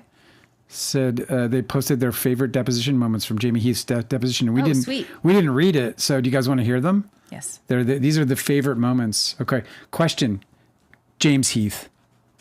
Answer: James Heath. Question: have you ever been known by any other name? Answer: I have. Jamie, my whole life. Also, professionally, for many years, I went by Jamie Jazz. We did read this one. Okay, well, we're doing it again, okay? Jamie Jazz, let's have a laugh. Pretend Dale's dementia's not happening. Ha, ha, ha, Dale, you're just supposed to go with it, okay? Supposed to go along with it. Jamie Jazz. I know we talked about Jamie Jazz. This is this person's favorite. We're going over, it's the year end. That was also... I just couldn't believe it. I can't believe that he decided to answer that in a deposition. Obviously, that's not a question that they need to know the answer Well, here comes to. another one. This is you like... know what I mean? Like, obviously, it's not fucking relevant in this case. You're not going to be... The jury's not going to hear that you're a liar because you didn't furnish them with the name Jamie Jazz. Like, obviously, like nothing... None of your and it's not relevant. None of your emails are being sent to Jamie Jazz. No. None of the fucking evidence in the case. Yo, Jamie Jazz! Yeah, Snap. So weird that he was like, "Oh yeah, let me just answer." I'm back in my jazzy days. Completely truthfully. We've heard a lot of these, but they're fun to revisit. Question: are you under the influence of any substance that would affect your testimony today? Coffee. Do you think coffee is going to affect your testimony? No. Yeah, I know. Like the amount of dumb. I know. That's the thing is, I felt so bad because when I was reading through his deposition transcript, I was like, okay, well, he's either playing dumb or he's just not that bright. Maybe he's distracted. Maybe he's stressed out. I don't know. I just love how like... But it wasn't surprising to me that he's the guy who's supposed to be in charge of everything and running the company, right? Yeah. Just under Justin Baldoni and Steve Sarowitz. And I was like, yeah, that's why we're in this fucking mess. That's why their company is in such dire straits, is because they put the fucking idiot who doesn't know how to answer simple deposition questions in charge of everything. It's just so amazingly stupid. Well, here's another one. From our first conversation, he seemed like a really nice guy. I remember we talked about our kids, and we would just check in. How you doing? He knew that there was a lot of social noise going on, and he was just oftentimes calling to express his, for lack of a better word, his love. So, your conversations with Mr. Wallace after meeting him in August of 2024 were about his love for you? Objection! Objection form. The witness, no. Oh my God. That's what he wants them to believe, though, that they didn't talk any business, that it was just them having a little chit chat, just checking in. How are you doing? Like, so he paid him $30,000 a month for that. He paid him $90,000 over 3 months just to check in with him and say, hey, how are you doing? No fucking way. But that's what he wants the lawyer to believe under oath. Good luck with that. The witness, I don't know what I was saying was silly. That's just what I can tell you, Mr. Gottlieb. Okay. You said, quote, this letter was sent in an effort to gain power over you personally and the studio, right? I think that's what I believed. That's what you believed at the time. Very clearly, yes. Yet you thought all or nearly all of the requests on the conditions in the letter were reasonable, right? Mm. Objection. I did. Mr. Gottlieb. So what kind of plan is that? Objection. Don't read the objections. It's distracting. If you're not, okay. Listen, I know I'm not as good as you, okay? All right. No, if you just skip over them, though, I'll be able to follow who's saying what. If you're trying to come up with a plan to assert power and domination over somebody, why, this is the question, why would you send them a list of 17 very reasonable things to do? Yes, right. Right. They can't say why they were so offended by Blake Lively's 17 points. Even Sony was like, oh, yeah, all this looks really good. You guys should have actually had that in play before she had to ask for it. This is all really reasonable. Can you stop? Can you just relax? Witness. Yeah, I don't know. I don't recall. So you can't rule it out. Well, I need to know more details. You've got to answer my question, sir. It's a yes or no question. Can you rule out the possibility that you were on a Signal chat with Katie Case and Melissa Nathan as this on the date of this message here, August 8th, 2024? I need more details. He's like, no, you don't. Yeah, right. You fucking idiot. You're obstructing the question. Question, do you think it would have been fair for people to infer from the fact that you chose to hire Melissa Nathan that you were now one of a group of the problematic men that she tended to work with? Do I think it would be fair for people to infer? I think people's opinions are fair. I mean, I can't control what people's opinions are. At least he answered it honestly.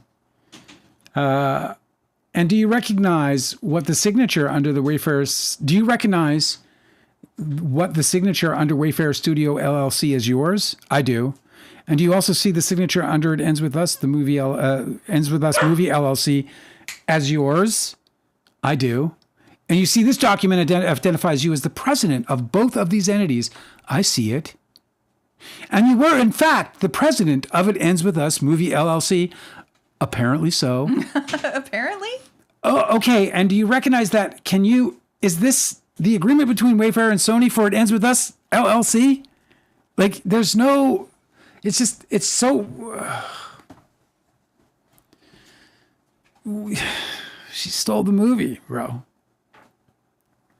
She put it under her arm and she walked out of the store. Like that's how Blake Lively, that's how Blake Lively stole the movie. With her little fucking silhouetted fedora. She like stuffed it in her purse and then like made a distraction, like knocked over something and then ran real quick. You know, Angela said, Dale, this is going to be a nightmare. Yeah. She said, that's what I said. She said, we're going to get this puppy and this is going to be a nightmare. And this dog has been here for a fucking, like, how long has this been? A little over 2 hours. And it's a nightmare. It's a nightmare. This is awful. That bark, you probably can't hear it like we can. It is nasty. It's like getting a hammer in the ears. I have to come up with a better strategy for tomorrow because I would like to be here. Someone in the chat was asking if we're going to do the Irish New Year's countdown. We are. And I just would really like it to be like more fun than this like puppy distraction. So what we're going to do... I'm going to wear my Eagles jersey to be green. I'm going to try and wear out this puppy before we go on so that maybe she'll just sleep for 2 hours. Hey, that's okay. There's also a rear naked choke as a possibility. I could, yeah. All right, my last thing is that it's so good to be rich. You know, when you're rich, you can just get the Tell me about being rich. Yeah, you can. I'm just gonna tell you. Like, say you're rich, right? And you're like you're in a country, and the country just is like going to shit, and you're like, fuck, this country's going to shit. You know what rich people do? What? They fuck off. and then when they fuck off, they show up and they be like hey. At the new country, and they're like, hey, and they're like, yeah, we were thinking we could, be you. Mm-hmm. And they're like, well, are you rich? Yeah. We are. Well, then absolutely yes. Let's just come on in. Immediately sit right down. George Clooney, his children and his wife are all now French citizens. Mm-hmm. They just fucking, George Clooney was like, man, fuck this shit. And how many people were in line that I wonder how many people he jumped. You know what I'm saying? Oh, right. People who were going through the immigration process. Americans trying to become French Tell me that citizens. shit wasn't expedited. Right. But even if it wasn't expedited, still, just rich people are like, I'm leaving. I'm just getting out. Like, Americans are trapped in the American problem. They don't have a solution. Revolution. The rich people. Well, that is the solution. I mean, you gotta watch what you're saying. It's not the solution. That's not what we're saying. That's not what we're saying. Absolutely not what we're saying. That's so some people are saying. Oh man, you're just trying to get us canceled, man. All right, guys. Any more questions? They just dwell amazing human beings. They are. Are you president of the company? Apparently so. Really? You don't know? Depositions are exhausting. Juries will be so mad. Well, the thing about that, Hanada, right, as you know, is that they're going to rule on what actually gets in. But we'll see, man. I think that that's going to get in, because there's no way that you can. First of all, you can't accuse somebody of usurping control and then they never actually get it. I know. Like. She didn't actually steal anything. There's no theft. So what exactly are we accusing her of? And then to say that she lost creative control is going to be it's going to be a nuclear bomb in their fucking defense, because Sony, I almost am certain, and mark my words on this one, Sony is going to say that nobody asserted anybody's necessarily creative control. Marketing had an agenda, and the agenda was met by the producers. And Blake Lively was one of many producers who was involved in the process, and who had an indelible impact. And that's going to be the testimony. Look, she was a producer; she had an indelible impact, but she didn't. There was no stealing of anything. There was no wresting control of anything. There was just artists doing what artists do, and that's making a movie.